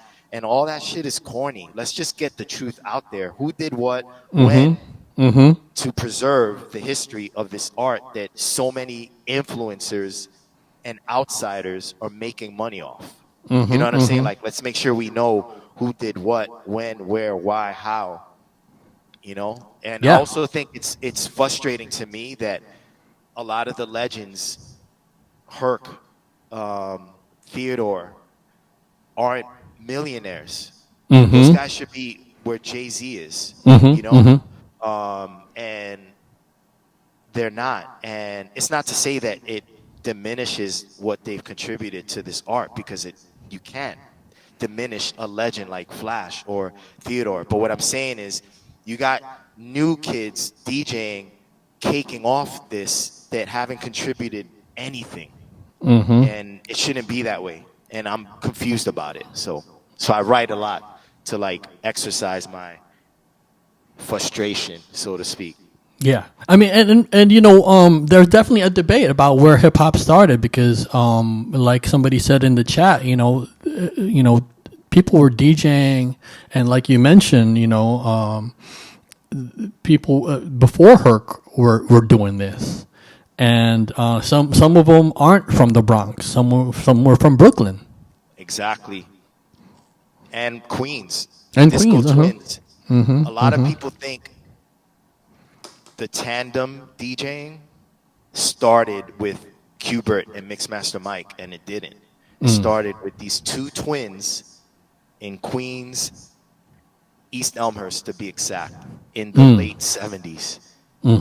These guys were doing crazy shit. One brother would sit on the other brother's shoulders and move the records with his feet while the brother moved the fader. What? Crazy shit like that. Yeah, and this was happening in the 70s. Wow. You know what I mean? So, yeah, Mixmaster Mike and DJ Qbert helped define what team routines are, but that style of DJing existed before them, and the Disco Twins from Queens were the ones that gave that approach to DJing birth, in a tandem, me and you were gonna do this and that and figure out cool routines and choreographed moves. All that came from them, man. And again, these are names that you say Disco Twins and people are gonna be like, huh, disco? Were they dancers in disco clubs like the Roxy and shit like that. Nah, these were black. On top of that, black DJs from East Elmhurst. You know what I'm saying? That like don't get enough credit. And again, I love this art form beyond the money that it brings and the attention and the follows.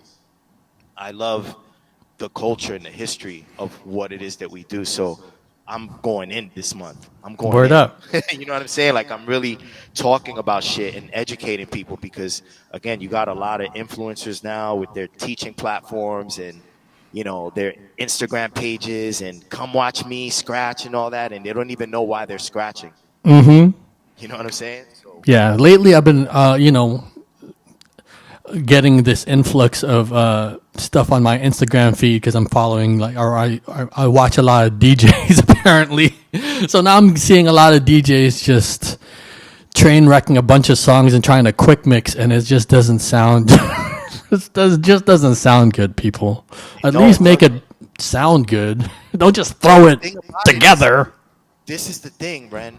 The issue is DJing isn't this personal experience. Now, what you and I have taken part in over the last 2 hours plus was something that used to happen between two people in a room somewhere, and no one else got to see it.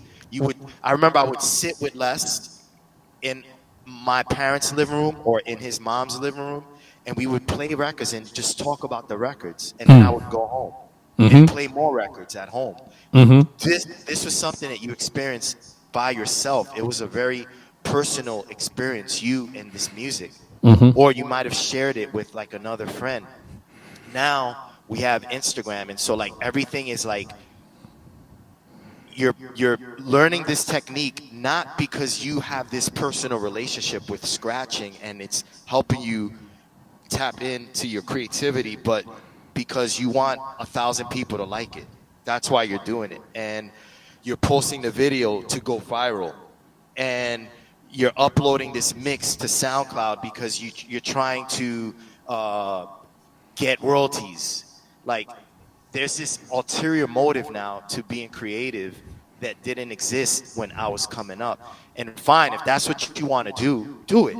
But I just want to give people perspective on what DJing really is. That what you see on social media is the hoopla of DJing. It's not the authentic, real core of what we do. You know, the authentic, real core of what we do is, dude, we've been on this stream for like a couple of hours, over 2 hours, and like 3 hours. 3 hours. 3 hours, right? Yeah. Yep. Shit, 3.5 hours. And I could go another 3 hours. That's how much I love this culture and this music. And I can't say the same for a lot of DJs. For a lot of DJs right now, it's more aesthetic. You know, like it's what you see. It's not necessarily what you feel from them and what you hear. It's what you see, that they're traveling to this place, or that they took a picture with this artist, or that they're DJing at this venue and there's all these people here dancing. And it's not about what DJing comes from, which is the music and the creativity. Right. And it's just, I laugh because it's like, I laugh to keep from crying, to be honest with you. I feel you. You know what I mean? It's like, yo, like you have no idea why you even DJ. You're doing it for reasons that have absolutely nothing to do with the culture that you're, to be honest, exploiting. You know what I'm saying? And I'm not saying that's the case for all DJs, but I see a lot of that shit now in 2023, and that shit makes me want to vomit. You know? I feel you, especially the fake videos. I see you calling them out sometimes. The fake videos are the worst. They're the fucking worst because it's like, yo, at least fucking let me see you doing this shit. Don't like compose the music in pre-production. Right. Then you're playing a backing track of what you composed in pre-production, and you're miming the drops and the mixing and the moves of what you did in your Ableton software. Like, that shit is a lie. You know what I'm saying? And And then you're getting like, you know, you're going viral off this video that isn't even real. Right. Right. And then my students hit me up like, well, Rob, why is it that my shit doesn't sound that way? And I tell them, because you're not faking it. You're human. You know what I mean? That's why your shit doesn't sound perfect. Right. And it's not about sounding perfect. DJing, as we know it to be what it is today, was created from imperfection. You know? From imperfection. Someone queuing up a record. Someone queuing up a record. Oh, wait. What's that sound I'm making? Whoa, I'm going to do that when I play out next time. And it became this scratch. And now everyone does it and everyone teaches it. And then people do it and don't even know why they do it. They just know that, well, the tutorial I watched said I should scratch this before I drop it. So I'm going to scratch it before I drop it. And it's like, you don't even know why you're scratching. And it's shit like that I see that's annoying to me, you know? Word up. So if you are a DJ and you want to, you know, take lessons from Rob Swift, there is the Brolic Army, and you could, what does Brolic mean anyway? Somebody asked in the chat earlier. So Brolic is a New York term that started like in the 90s, and it basically means like, you know, growing up as a kid, you have some friends that are troublemakers, get into trouble, or might sell drugs. They end up doing a bid, and then they come out of jail brolic. Like they go in skinny, and then all you really have to do in jail is eat and sleep and work out. You know what I'm saying? So you have friends that come back home and they're brolic, they're big. So that's what brolic means. And I Diesel. use it because diesel, that's another term, right? So I use it because I'm sure a lot of your viewers know that I used to be super skinny when I was in the Executioners. And this is actually a funny story, Ren. So I started dating this chick who was super into fitness like in 2006. And she invited me to the beach with her friends. And I was like, yo, fuck, man. I'm like 169 wet. This chick is mad fit, you know, super tone, abs. And I'm like skinny. I'm like, yo, she's invited me to the beach. Like, I'm not going to be looking stupid next to her with all her friends, like with their shirts off. And I'm this like bony kid, right? So in my head, I was like, yo, if I work out now, I got 14 days to get brolic. So I got a gym membership, started working out. And the funny thing about it was, like, a couple of days before she and I were supposed to go to the beach, we broke up. Yeah, so the funny thing about it, though, is that the relationship served its purpose because I fell in love with the gym and I started working out religiously every day. And a year later, I got big. And I saw a friend of mine that I hadn't seen, actually one of the rappers from this group called Dugious that is featured on my first album, The Ableists. I saw one of the members of the group, and he saw me. He was like, yo, Rob, you're brolic now. The last time he saw me, I was skinny. And I was like, you know what? I'm going to keep that like as my little nickname, Brolic Arm, because of my bicep. Nice. As you can see. Nice. So, that's where the term brolic comes from, and that's why I call myself Brolic Arm. So with my students, big shout to my girl Dylan Sparkle. She was one of my students that I used to teach, and I remember telling her that my vision for my students was to assemble a worldwide army of students that would combat all the bullshit that I talked to you about a couple of minutes ago that we're seeing now on social media. I wanted to have like an army of students. So she was like, yo, you call yourself Brolic Arm. You see us as your army. You should call us the Brolic Army. Dope. And that's how the name for the school came about. Nice.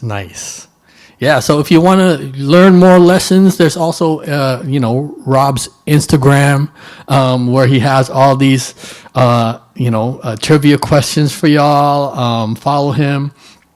It's Instagram / I put it in the chat. Hold on a second.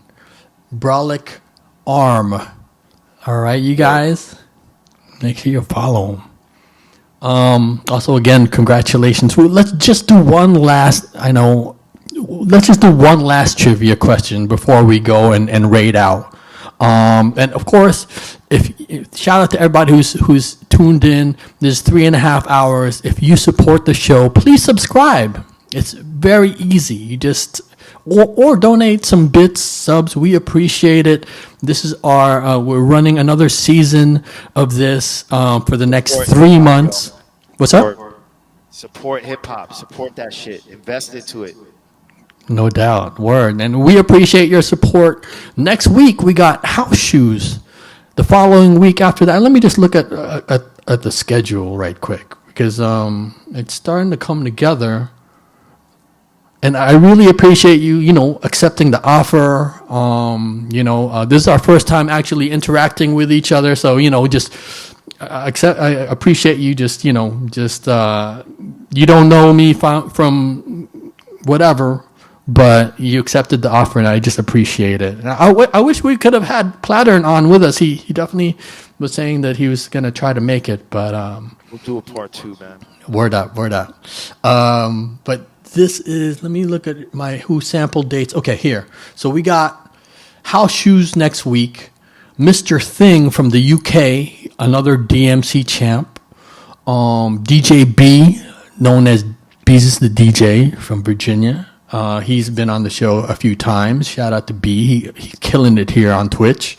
And then DJ Fly after him, and we're gonna keep the guest co-hosts rolling. We have another 3 dates, and then I'm gonna take a little break after that and take some trips. But yeah, we appreciate your support. Shout out to everybody who tuned in. Let us know who we should raid right about now, also while I'm at it. But shout out to Rubik's Uno, Chill, Evie Nicole, Sawif, DJ Dre One. Who else do I need to shout out? Rem shout, of course, for winning. That's super loud. Kodak Vision, Craft June, DJ Cruz, Grip One. Shout out to all of you guys for tuning in. Let's see here. Yeah, and we would love to actually at some point love to see you on here, killing it on the decks. If you ever need any help streaming, Rob, just feel free to give me a call, and I got you covered. Thank you. Yeah, I know a lot of your friends are on here. Short's killing it. Short, that's my gap twin. The beat junkies are killing it on here. Melody's actually on right now. Maybe we should raid him.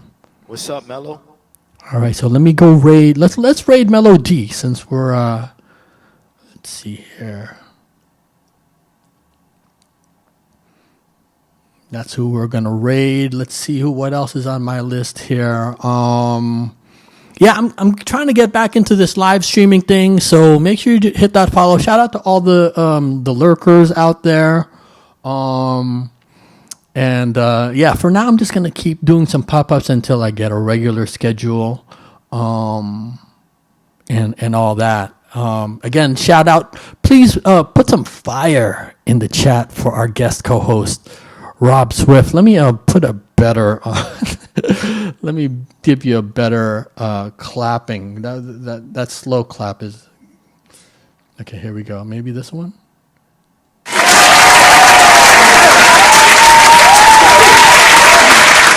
Yeah, there you go. That's for our respect, y'all. Word up, Rim Shots got the fire. Dre One. Again, thank you, Rob. I appreciate it. Thanks for taking the time. And we'll have to do it again, and maybe if maybe you can hit up Juju or Psycho Les. I would love to have them on the show. Right on, man. Word up. But right about now we're gonna go raid Melody, and I did that wrong. Hold on a second. Raid DJ Melody of the Beat Junkies. Let him know where you're coming from, and I'm trying to get him on here too. I'm also hollering at Mr. Chalk, a few other folks. DNE. Oh, the last trivia question. Oh, before we raid out, here's the last trivia question. Ever heard the iconic Master of Records? Well, I was his protege. That's your last trivia question. And you can find the rest of the trivia question on Instagram /BrolickArm. All right, I appreciate that, Chill. He says, one of the best shows ever. Dope show, Craft June says. All right, who's got the last answer to that? Ever hear the iconic Master of Records? Well, I was his protege. I think I know the answer to this one. What is it?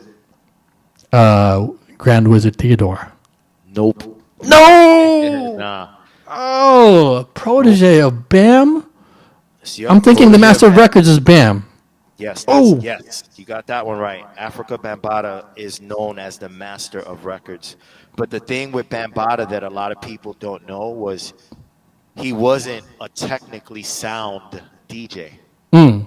So he's the godfather of hip hop, and he's a DJ, but he wasn't necessarily the most technically sound. So he would have his protege play the records that he would pick out. So he would have his protege pick out a record from the crate, slap it onto the records, and then he would point to a groove, and his protege would be like, okay, whatever you say, and then drop it, and the crowd would go crazy. That is the narrative, the fable that has been passed down throughout the years regarding his protege, and that person was Jazzy J. Oh, okay. That was my next. Yeah, Jazzy J was Africa Bambaataa's protege, and he would play the records for Bam. He was like, it's like Bam was like the mastermind, the master of records, and Jazzy J was like Bam's hands. Mm. You know what I mean? So Jazzy J would be the one to take the records out, play them, scratch, and Bam would be behind him, kind of like a puppet master, like telling Jay like what to play, when to play it. Sick relationship between the both of them. Dope.